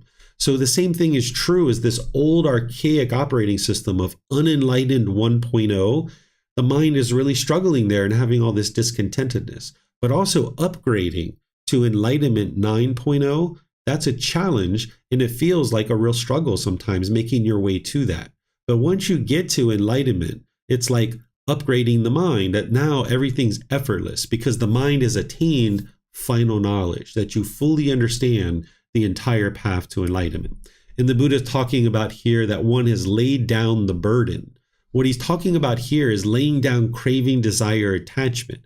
You'll see in other teachings where he refers to craving, desire, attachment as a burden. This is where if you're carrying craving, desire, attachment around, it's like having heavy weights on your shoulders. If you come home from work and you're just like, oh my goodness, you feel so heavy and bogged down, this is because the mind's carrying around all this craving. But when you train your mind to let go of craving, desire, attachment, it's like laying down the burden. You're no longer carrying this around, and the mind feels light. The body feels light. Everything's tranquil. The mind is tranquil and the body is tranquil because you've reached the true goal. You destroyed the 10 fetters, and now the mind is completely liberated and having attained final knowledge. But here the Buddha leaves off with moving through the jhanas, but then from the jhanas, there's 4 stages of enlightenment that the mind goes through. So let me know what questions you guys have here. Remember, you can put it into Facebook, YouTube, or Zoom, or in Zoom, you can raise your hand electronically and ask any questions that you like. All right, I see a question here from Vibhav. Is there any significance of the lion's pose? This is the position that the Buddha laid in during his life in order to sleep, where you're on your right side and your hand and your arm is kind of stacked on your body. Your legs are stacked, and he would put his right foot over his left, and that's how he would sleep. You can sleep in that way. I noticed that I tend to sleep better in that position. And I don't know if it's because the way the organs are, that maybe the heart and the lungs or the stomach is in a certain position. I've seen things online with modern science that they also recommend to sleep in that way. But if it doesn't feel natural to you and it doesn't feel comfortable for you, not everybody is going to sleep in that particular pose. But I do notice that I sleep better in that particular position. But I've trained my mind to also be able to sleep in other positions too. So if you would like to try that, you can certainly try it and see how it works for you. But if it doesn't feel comfortable and you're not interested in it, then just leave it to the side. Typically, if you do something for the first time, the mind doesn't like it. I didn't realize, but for a long time, I used to sleep in that position. And then when I started learning the teachings of the Buddha, I was like, oh, wow, the Buddha sleeps in this position too. So I was already doing it before I even studied that the Buddha was actually doing it. And then I realized how much easier it was to fall asleep and actually get a really nice sleep. The body and the mind feel more comfortable in that position. But I can also sleep in other positions as well. So you might decide that you'd like to try that yourself. Okay, I'm not seeing any other questions anywhere. So let's move to the next chapter. If there's someone who would like to volunteer to read this one. Here you can see all the words that I'm sharing with you to help you guys. And here I've linked in the 5 hindrances. So you can click on this from the ebook and actually go to a discussion on the 5 hindrances if you like. And there's the 5 hindrances in the words of the Buddha and some more content from me. All right, so now we're on chapter 26. It looks like Keely is going to volunteer. Go ahead, ma'am. Simile of a young infant. Suppose a young infant boy, unwise, lying on his back, were to put a stick or a pebble in his mouth because of his nurse's lack of attention. His nurse would quickly attend to him and try to take it out. If she could not quickly take it out, she would brace the boy's head with her left hand, and hooking a finger of her right hand, she would take it out even if she had to draw blood. For what reason? There would be some distress for the boy. This I don't deny, but the nurse has to do so for his good and welfare. Out of compassion for him, however, when the boy has grown up and has enough sense, the nurse would be unconcerned about him, thinking, the boy can now look after himself. He won't be careless. So too, so long as a monk is still not accomplished in confidence in cultivating wholesome qualities, in the sense of moral wrongdoing in cultivating wholesome qualities, in moral concern in cultivating wholesome qualities, in energy in cultivating wholesome qualities, and in wisdom in cultivating wholesome qualities, I must still look after him. But when that monk is accomplished in confidence in cultivating wholesome qualities, in the sense of moral wrongdoing in cultivating wholesome qualities, in moral concern in cultivating wholesome qualities, in energy in cultivating wholesome qualities, and in wisdom in cultivating wholesome qualities, Then I am unconcerned about him, thinking, the monk can now look after himself. He won't be careless. Okay, thank you, Keely. So here the Buddha is describing this relationship that he had with his students and relating it to this nurse looking after an infant.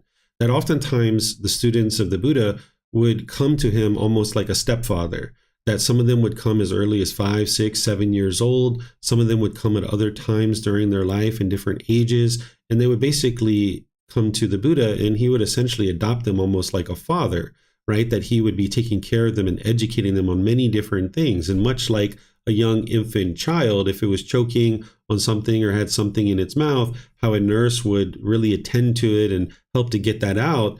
The Buddha is saying the same thing is true for him with his students, that if they're not accomplished in these 5 faculties of confidence, of moral wrongdoing, of moral concern, of energy and wisdom, that he has to look at after them with more care and more attention. But once they've accomplished these things and they've actually developed them, he doesn't pay attention to them as much because they now have enough development on their own. They can kind of go off on their own. So these different qualities, when he's talking here about confidence, what he's talking about here is cultivating confidence in the Buddha, the teachings, and the community, working to eliminate the doubt and cultivating wholesome qualities in the mind. And then moral wrongdoing, what this is this is cultivating the quality to know what's wise and what's unwise. This is developing your wisdom of the natural law of Gama. What moral concern is once you've developed moral wrongdoing, that you know what's wise and unwise, moral concern is that you have concern to not do unwise things, that you're not interested in causing harm to others. So if you starting to understand what is wise and unwise, and you're disinterested in causing harm to others, and you're only interested in practicing wise decision making, this is moral concern. Sometimes if moral concern isn't in the middle, when you do something unwise, you might feel guilty or shameful. And that's because the mind is on one side of this, and you're not actually in the middle with your moral concern. But if you're on the other side of this, you would care less about how your decisions impacted other people. And you might have been at that point in other times of your life where you could care less. So you got to be aware that the mind's going to swing like this, where you might get to the point where you just don't care how your decisions impact others. But you might also have this other side where the mind's craving and holding on and feeling guilty and shameful with the slightest little thing that you do that is unwise. And you would like to bring this to the middle where you don't feel that guilt and shame, but instead you just have this concern that you're interested in not causing harm to others. So the moral wrongdoing is knowing what's wise and unwise. The moral concern is having the concern to not do unwise things and only make wise decisions. What energy is this is like having ambition, enthusiasm, motivation, that you're going to need to do that. This is the opposite of complacency. So you're going to need to develop this energy to cultivate wholesome qualities where you have ambition, motivation, and enthusiasm to cultivate the mind. And then, of course, wisdom is the opposite of the unknowing of true reality. This is where you independently verify the truth through learning, through reflecting to independently verify the teachings, and then through practicing. And the Buddha is saying, okay, once somebody's cultivated these 5, I think he refers to them as spiritual faculties in other discourses. Once someone's developed these 5, okay, it's kind of like he can step back a little bit. He doesn't need to kind of watch over them as much because they now have these 5 things which are going to help you and encourage you along the path. So if you don't yet have these 5 things, it's important for you to develop them so that you can have confidence in the Buddha, the teachings, the community, your teacher, and your own ability to attain enlightenment, that you have this moral wrongdoing where you understand what's wise and unwise, that you have concern, this moral concern that you're not interested in causing harm to others, that you have motivation, enthusiasm, ambition to cultivate wholesome qualities, and you have the wisdom to understand how to cultivate these wholesome qualities. So once you get accomplished in these things, now that will propel you further and further on the path to enlightenment. So any questions on this chapter? Remember, you can put that into Facebook, YouTube, or in Zoom. Okay, I don't see any questions on this chapter. It looks like Brent has a question from the other chapter. He says, should a practitioner be able to recall jhana states, go back to them at will? So as the mind has put together the Eightfold Path and the mind's moving into these jhanas, the mind actually resides in these jhanas. It doesn't move in and out of the jhanas. Unless you make your way into the jhanas and then you become complacent, the mind will regress out of it. But if you move into, say, the first, second, third, or fourth jhana, and now say you're in the first stage of enlightenment, those qualities that you cultivated as the mind was moving through the jhanas, those continue in the mind. This is one of the big misunderstandings in the world about the jhanas. People think you kind of turn them on and turn them off, or that you only experience them when you're in meditation. But in reality, these are qualities that the mind is cultivating in your journey towards the first stage of enlightenment. And as you move through the jhanas and ultimately into the first stage of enlightenment, the mind is consistently experiencing these qualities. So when you see the Buddha describing the qualities of the jhanas, if your mind is in the jhana, you will be experiencing those qualities all throughout your day, not just during meditation. It's not something that you turn on and turn off. The qualities are just always there. And those qualities continue with you all the way through to enlightenment, because you're going to need those qualities in order to fully purify the mind. So for example, in the second jhana, the Buddha talks about unification of the mind, or oneness of mind, where there's no longer a conscious mind and a subconscious mind, that you now have full awareness of the entire mind. This isn't something that you turn on or turn off. It's just a quality of the mind that you've now developed that stays with you all the way through to enlightenment. Looks like Vibhav has a question. Go ahead, sir. Thank you, David. Can you briefly explain the conscious and subconscious mind, the differences between them, and what is and what happens when there's unification? Sure. So the conscious mind is what you're currently aware of, and that's only a certain portion of the mind, and it's polluted. And you may have awareness of that mind to a certain degree. As you develop your mindfulness more and more, not only will you have awareness of the conscious mind, but the subconscious mind now dissolves, that you now have full awareness of the entire mind. The subconscious mind is actually more heavily polluted, but when there is a conscious mind and a subconscious mind, you only have marginal awareness of the conscious mind, and you have no awareness of the subconscious mind whatsoever. And because the subconscious mind is more polluted than even the conscious mind, the subconscious mind oftentimes throws kind of unwholesome things into the conscious mind. So if you've ever been sitting with a group of people or standing at the water cooler and talking with friends, and you just kind of blurted something out that was kind of like inappropriate, it's not even something you thought about, it's not even something you've ever considered, and your mind doesn't even think that way typically. You just kind of blurted it out and you're like, that was silly of me. Like, why did I say that? That's your subconscious mind, the polluted mind, throwing something up into the conscious mind, and now you just kind of blurt it out. But by the time you get to this unification of the mind, you now can see the entire mind. And this is where you start realizing that, oh my goodness, it's so polluted. And that's what you need in order to be able to fully purify the mind, that you wouldn't be able to get to enlightenment if there was a conscious mind and then there was a subconscious mind that you didn't have awareness of. You wouldn't be able to purify it if you didn't have awareness of it. So by the time you get to that second jhana, where you fully are aware of the entire mind, there isn't this random thoughts that just keep peering into your mind from erroneous places like the subconscious mind that is just throwing things up into your mind, but instead you have this full awareness of the entire mind. Thank you. You're welcome. Okay, so now let's go to chapter 27. Is there someone who would like to read this?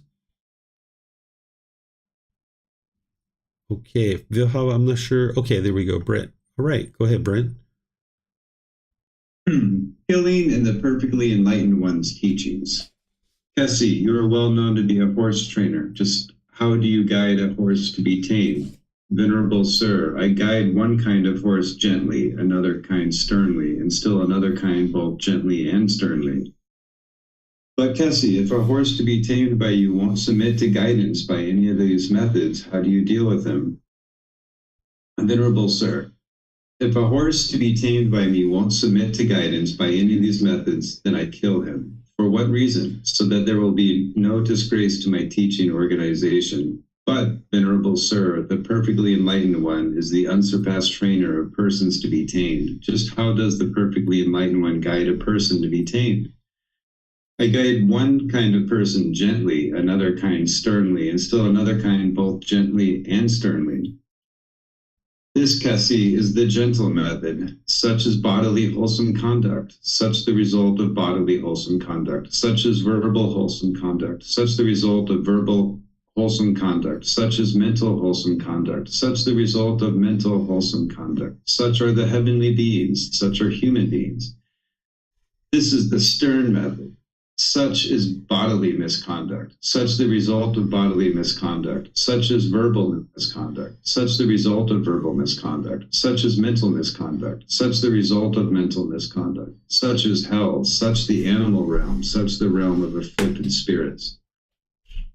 This is the gentle and stern method. Such is bodily wholesome conduct, such the result of bodily wholesome conduct, such is bodily misconduct, such the result of bodily misconduct, such is verbal wholesome conduct, such the result of verbal wholesome conduct, such is verbal conduct, such the result of verbal misconduct, such is mental wholesome conduct, such the result of mental wholesome conduct, such is mental misconduct, such the result of mental misconduct. Such are the heavenly beings, such are human beings, such is hell, such the animal realm, such the realm of afflicted spirits. But Venerable Sir, if a person to be tamed by you won't submit to guidance by any of these methods, how does the perfectly enlightened one deal with him? If a person to be tamed by me won't submit to guidance by any of these methods, then I kill him. But Venerable Sir, isn't it allowable for the perfectly enlightened one to destroy life, yet he says, then I kill him? It is true, Kasi, that it isn't allowable for the Tathagata to destroy life. However, when a person to be tamed won't submit to guidance by the gentle method, the stern method, or the method that is both gentle and stern, then the Tathagata thinks he should not be spoken to and instructed, and his wise fellow monks too think he should not be spoken to and instructed. For this, Kasi, is killing in the Noble One's teachings.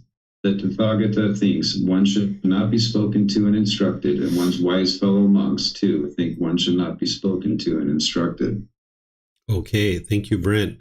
So here the Buddha is relating once again his method of teaching to that of training a horse, because a horse can be somewhat wild and so can the unenlightened mind. And he's talking about this gentle method, this stern method, and this gentle and stern method. And he's describing what that is for him and how he actually does this. Now, when you teach or you share teachings with people, if you're a teacher like the Buddha sharing these teachings, nowadays we pretty much teach in the gentle method, where we speak in ways that is very gentle. There's only one person and kind of like a little bit of another person that I will sometimes talk a little bit more sternly with. But talking stern doesn't mean talking harsh, because remember, right speech, you're not interested in speaking harsh. What the stern method is, in terms of the way we practice it nowadays, is you firm up your voice a little bit, right? Where the gentle method, it's like to my son, this is the one person who I will teach the stern method to every once in a while. And there's no one else in the world, except for in the past, I used to help his mom every once in a while. I have to be a little bit more firm. With the gentle method, it might be Bailan. You got to stop this lying. You shouldn't be lying. It's really unwise to lie, right? I'm speaking a little bit more gentle to him. But then after having that discussion 5, 6, 8, 10 times, then eventually it's like, Bailan, you really need to stop lying. This isn't helping you whatsoever. It's only going to lead to unwholesome results for you, right? So this is like a little bit more firm that I'm talking with him, but it's still speaking this same thing with the 5 factors of well-spoken speech and not using the harshness. There's no anger behind it. It's just firming up the speech a little bit, right? And I used to do this with my wife a little bit. I didn't talk to her about lying because she didn't lie, but certain things that she would have trouble with, I needed to firm up my speech a little bit so she would understand how serious it is. And then there's this gentle and stern method. So you might use the gentle method of talking with everybody and anybody in your life. But if you have children, you might need to be a little bit firm a little bit in your tone and your tempo. The word choices are the same. It's just the tone and tempo is a little bit more firmed up, but there's no anger behind it. You're not interested in ever talking with anger. So if you need to go away and calm down before you come talk with your children, you might decide to be a little bit more firm with them. But as your mind becomes more awake, even in the present moment, you can be firm with them without any anger behind it because you're not attached to them. So during the lifetime of the Buddha, he would teach gentle, stern, and gentle and stern, because remember, he's living with his students. They're basically like children. And then if they didn't do the things that he described in the way that he taught them, he killed them, right? And then the horse trainer is like, hold on a second, you can't kill your students. What do you mean you kill your students? He's like, yeah, you're right. I can't destroy life, but essentially I just stopped teaching them. And that's essentially like killing them, because a Buddha is interested in ensuring that as many people get to enlightenment during their lifetime as possible. And they're going to teach, and they're going to be patient, and they're going to be calm, and they're going to be trying to help their students as much as possible. But even a Buddha, if they have a student who's not really being respectful and not really attending to the teachings and really looking to understand them and really practice them in a way that would be helpful, he's just wasting his time when other people could actually benefit from his time. So in this situation, the Buddha just chooses not to teach this person, not out of anger, not out of hostility, not because he doesn't love this person, not because he doesn't have compassion for them, but it's just not a good use of his time. A Buddha, an enlightened being, is going to use their time wisely.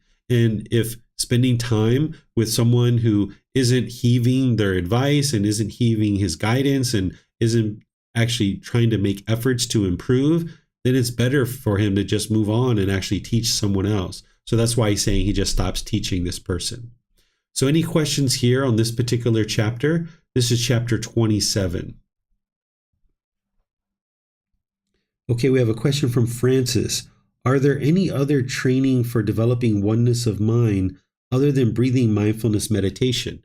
There's breathing mindfulness meditation and then practicing in day-to-day life to only do one thing at a time. That's how you develop singleness of mind. You need the meditation because you're focusing on the breath, but then in your day-to-day life, wherever you see your mind wandering, you need to be able to cut that off and let it go, and don't allow the mind to rapidly cycle from thing to thing to thing. That's the two trainings that you're doing in order to develop singleness of mind and concentration.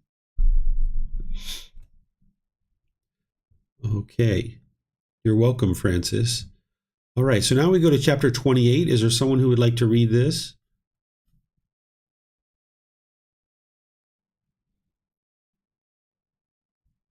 Okay, it looks like I'll go ahead and let Keely read this one, Brent, and then maybe if we need some more, we'll come back to you. The Tathagata is the one who shows the way. The Brahmin Ganaka Mongoliana asked the perfectly enlightened one, when Master Gotama's disciples are thus advised and instructed by him, do they all attain Nibbana enlightenment, the ultimate goal, or do some not attain it? When Brahman, they are thus advised and instructed by me. Some of my disciples attain Nibbana enlightenment, the ultimate goal, and some do not attain it. Master Gotama, since Nibbana enlightenment exists, and the path leading to Nibbana exists, and Master Gotama is present as the guide, what is the cause and reason why? When Master Gotama's disciples are thus advised and instructed by him, some of them attain Nibbana, the ultimate goal, and some do not attain it. As to that, Brahman, I will ask you a question in return. Answer it as you choose. What do you think, Brahman? Are you familiar with the road leading to Rajagaha? Yes, Master Gotama, I'm familiar with the road leading to Rajagaha. What do you think, Brahman? Suppose a man came who wanted to go to Rajagaha, and he approached you and said, Venerable Sir, I want to go to Rajagaha. Show me the road to Rajagaha. Then you told him, Now, good man, this road goes to Rajagaha. Follow it for a while, and you will see a certain village. Go a little further, and you will see a certain town. Go a little further, and you will see a Rajagaha with its lovely parks, groves, meadows, and ponds. Then, having been thus advised and instructed by you, he would take a wrong road and would go to the west. Then a second man came who wanted to go to Rajagaha, and he approached you and said, "Venerable sir, I want to go to Rajagaha." Then you told him, "Now, good man, this road goes to Rajagaha. Follow it for a while, and you will see a certain village. Go a little further, and you will see a certain town. Go a little further, and you will see Rajagaha with its lovely parks, groves, meadows, and ponds." As advised and instructed by you, he will arrive safely in Rajagaha. Now, Brahman, since Rajagaha is it and the path leading to Rajagaha is it, and you are present. I think we might have lost you. As the guide, what is the when those men who have been thus advised and instructed by you, one man takes a wrong road and goes to the west, the one arrives safely in Rajagaha. What can I do about that, Master Gotama? I am one who shows the way. So too, Brahman, Nibbana, enlightenment is its, and the path leading to Nibbana is its, and I am present as the guide. Yet when my disciples have been thus advised and instructed by me, some of them attain Nibbana, the ultimate goal, and some do not attain it. What can I do about it? Brahman, the Tathagata is one who shows the way. Okay, thank you very much. So here, essentially, you might think anybody who studies with a Buddha would surely get to enlightenment, right? Everybody should get to enlightenment. Well, that's permanence. Not everybody who studies with the Buddha gets to enlightenment, because when students are coming, they have different levels of pollution in their mind to start out with. They have a certain amount of determination, dedication, and diligence on the path. They might heed the advice and learn from the teacher in one way or another. And some people get to enlightenment and some people don't, even studying with an actual Buddha. And the Buddha uses this analogy in this story to be able to help this person, because the Brahmin is confused, like, hold on a second, you're essentially a Buddha. Like, why is it that, some people get to enlightenment and some people don't? So one of the ways that the Buddha would oftentimes teach people is he would ask them questions, because then by him asking them questions and them replying to the questions, he could teach them through the wisdom that they already have. And that's what he did here, is he used the wisdom that the person already has about traveling on a road to a certain town. And even though you give the exact same instructions to each individual traveler, one traveler gets lost and one traveler arrives to the town as described. But the instructions were exactly the same. So the Buddha is explaining this in the same way that he gives the instructions similarly to each individual student, and some are going to get to enlightenment and some aren't. And it's not because of the instruction or the Buddha himself. It's about the level of pollution in a student's mind. It's about the determination, dedication, and diligence that a particular student has to apply the teachings in their day-to-day life. So here the Buddha is helping you to be able to understand that not even everybody gets to enlightenment who studies with him. So any questions here, you guys can let me know by putting that into Facebook, YouTube, or Zoom. Looks like Helena has a question. Regarding singleness of mind, what do you usually do on your international trips, Teacher David? I mean, while at the airport on a plane, one thing at a time. If I'm standing in line, I'm just standing in line and focused on standing in line. And now when I'm up to the front of the line, I'm looking for the person who's going to see me at the ticket counter. And now someone calls me over. My goal is just to walk to the ticket counter. That's it. That's all I'm thinking about, is walking safely to the ticket counter and not actually harming anybody around me. Now I arrive to the ticket counter. Now it's okay, passport, right? All I'm thinking about is just hand over my passport. And now I'm just standing there watching the person. not thinking about anything, just watching the person handle the passport. And now whatever questions they ask, I'm just going to answer it truthfully and just doing one thing at a time, just single-threadedly like that. And when I'm at the ticket counter, I'm not looking behind me. I'm not looking to the side of me. I'm not checking and fumbling with my bags. I'm not doing this and doing that. Just one thing at a time. And you'll see that you're actually more successful and you're actually able to do things more readily. Sometimes we think by doing multiple things, or at least attempting to do multiple things and hurrying up and going through things, you think that you're actually more productive, but you'll fumble, you'll fall, you'll make mistakes, you'll do things with errors. But if you just do one thing at a time, single-threadedly, you'll see that you're actually more successful and you can handle things very well this way. Okay, so that's the way that I would do it as traveling or any other things that I do. And this is what hones your mind to have that focus and concentration, where even in a 2-hour class like this, you can just be focused. And that's one of the things, going back to Francis's question, that you guys are doing each week in order to train your mind to be able to listen in this class and pay attention for 2 hours or an hour and a half. That takes a certain amount of focus and clarity. So your breathing mindfulness meditation and focusing your mind with singleness of mind, that's what you're actually doing. And while you're in a class like this, you're actually doing that. You're training your mind to just focus on one thing at a time. And now when you go out in other parts of your life, you like to do exactly the same thing. Okay, I'm not seeing any questions anywhere else. So let's move to the next chapter, which is chapter 29. Is there someone who would like to read this one? I saw Brent in Vibhav earlier. Okay, Brent. Oh, there's Vibhav. We'll let Vibhav have another try, since you've read a few there, Brent. And maybe, Brent, you can take the last one, number 30. The simile of the great log. Do you see, monks, the great log being carried along by the current of the river Ganges? Yes, venerable sir. If, monks, that log does not veer towards the near shore, does not veer towards the far shore, does not sink in midstream, does not get cast up on high ground, does not get caught by human beings, does not get caught by non-human beings, does not get caught in a whirlpool, and does not become inwardly rotten, it will slant, slope, and incline towards the ocean. For what reason? Because the current of the river Ganges slants, slopes, and inclines towards the ocean.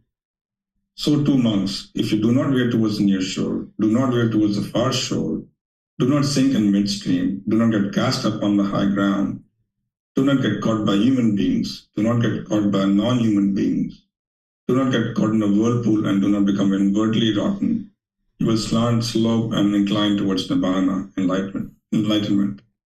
For what reason? Because right view slants, slopes, and inclines towards Nibbana, enlightenment.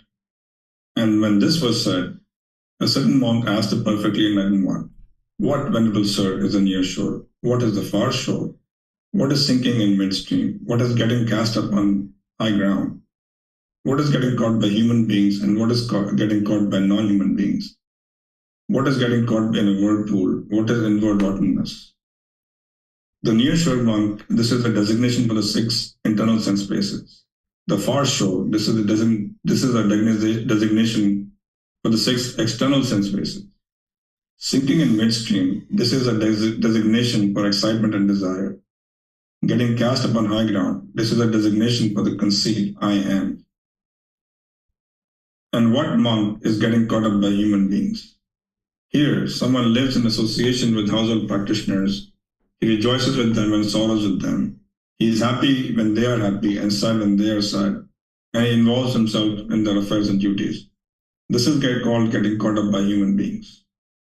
And what monk is getting caught up by non-human beings?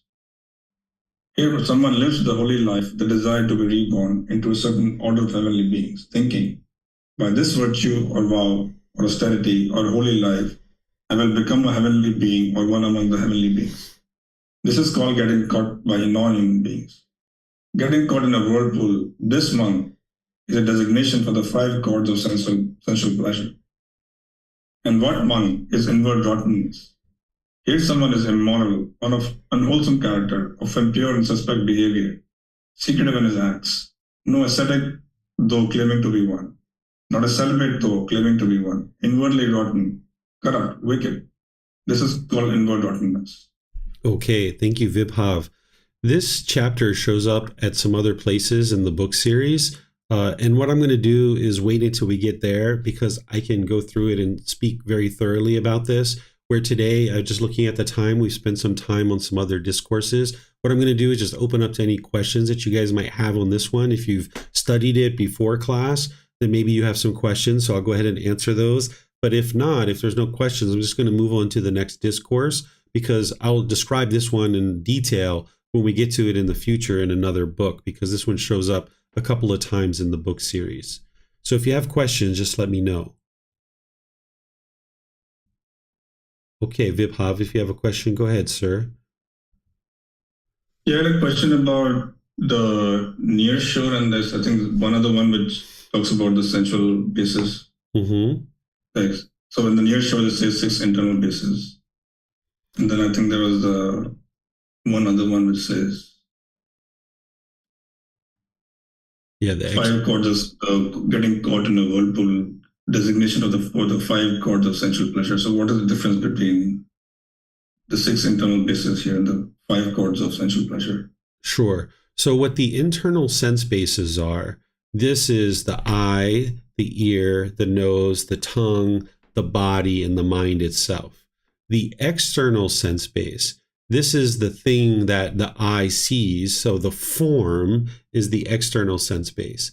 The sound is the external sense base. The odor is the external sense base. The flavor is the external sense base. The physical object is the external sense base. And then the mental object. So the internal sense base is like the organs itself, and the external sense base is the object that the mind is coming in contact with.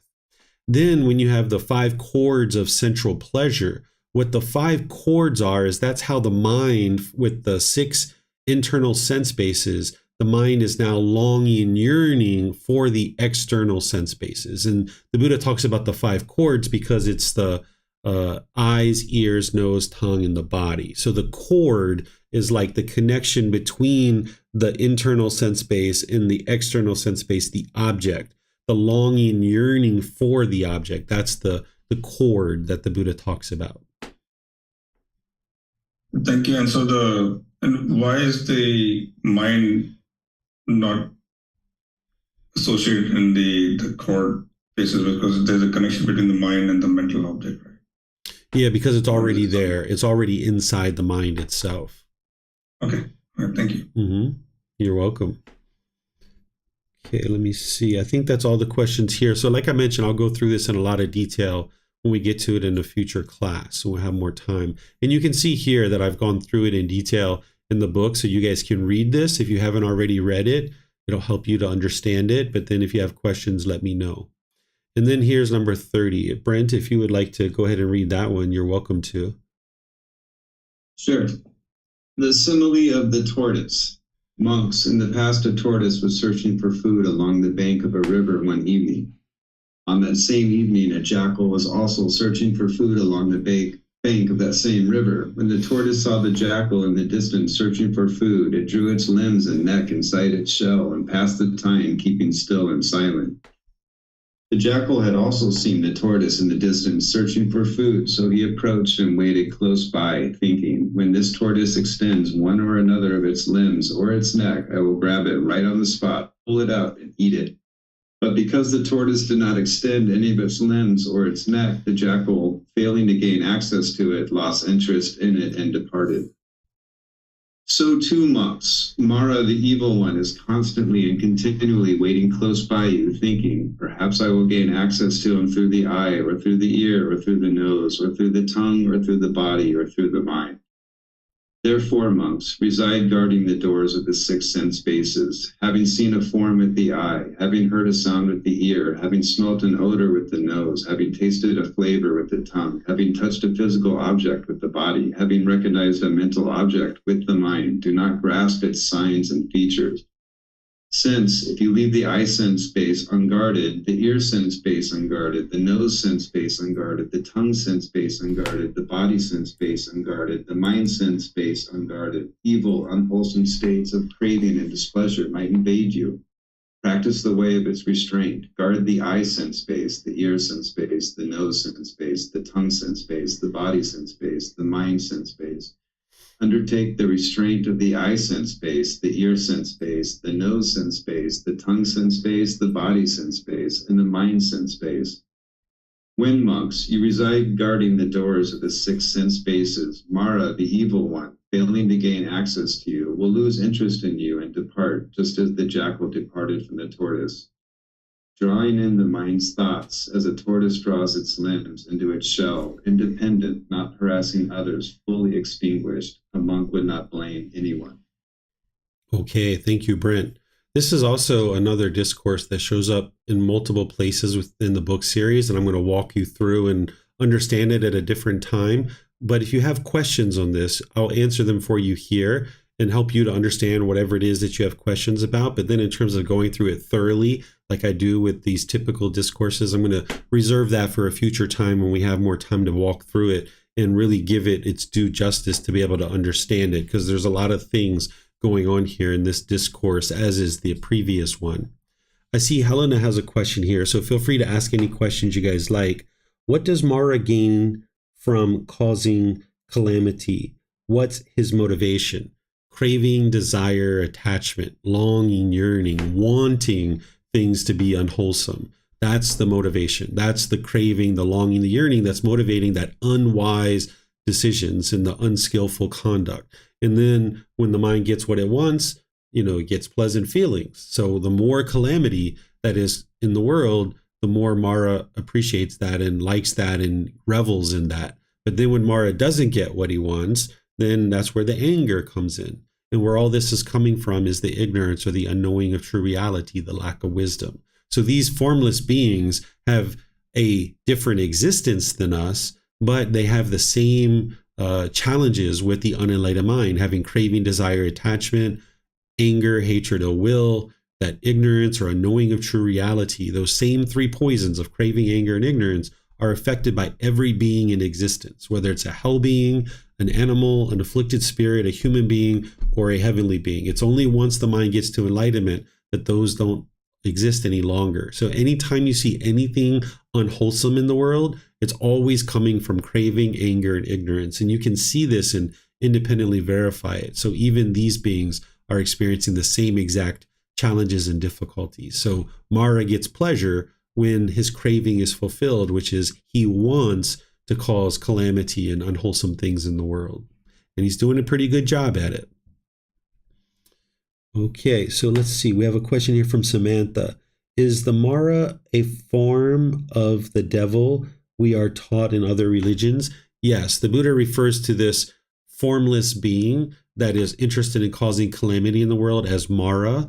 And you might have heard this being referred to as the devil or Satan or Lucifer. This is an actual real being that you may end up coming in contact with at some point, or beings working on Mara's behalf. And Mara is only interested in causing calamity and difficulties in the world. And like I mentioned, Mara's doing a pretty good job at it. Mara can't cause those things himself, but he can influence other beings to do these things on his behalf. So if somebody makes an unwise decision, that's a decision that they're making. If their mind's polluted and lacking wisdom, then Mara can easily influence you. And that's what the Buddha is talking about here with the simile of the tortoise, that if you extend your sense bases, if you're longing and yearning like the turtle extending its limbs, then Mara can easily gain access to the mind and now influence you.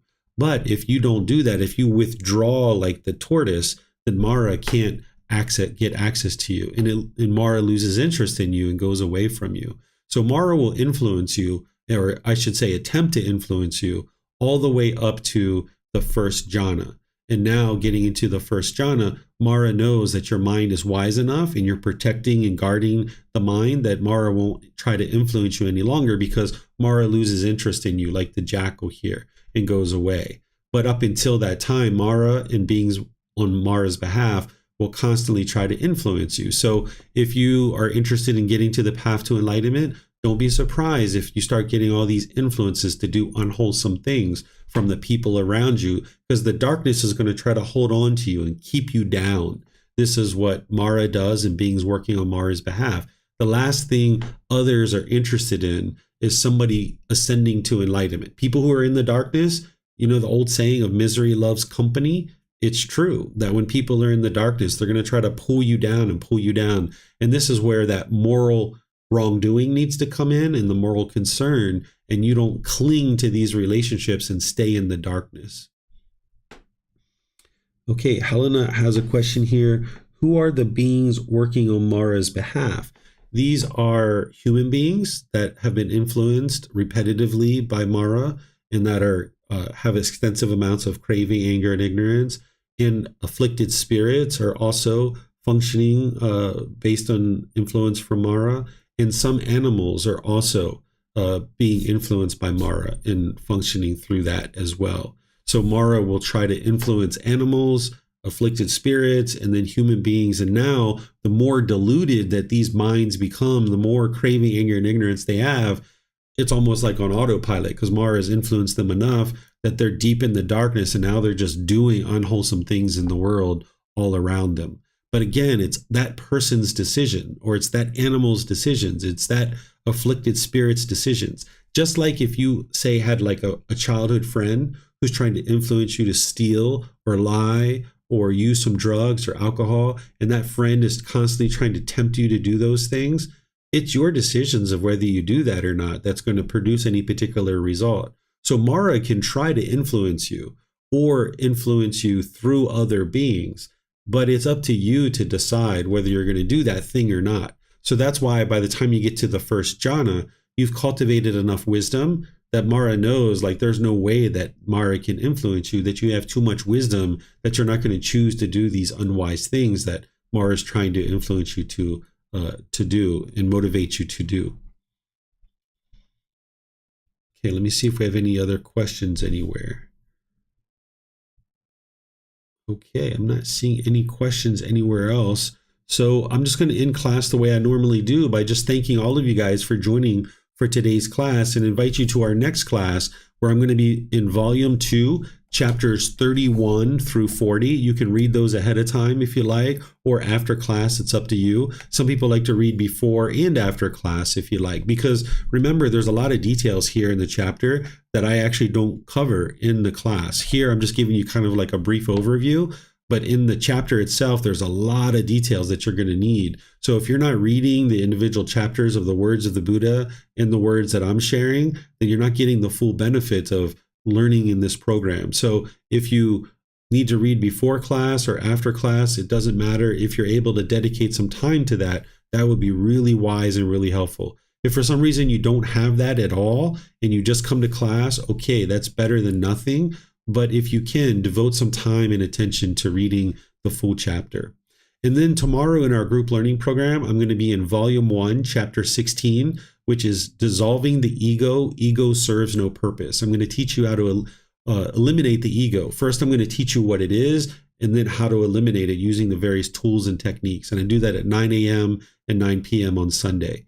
And then on Monday, I'm starting a Foundation in the Path to Enlightenment course. So you're always welcome to join that either at the temple here in Chiang Mai or through the live stream and Zoom and things like that. So thank you all for joining, and perhaps we'll see you guys in a future class. Be well and take care. Sawadee krap.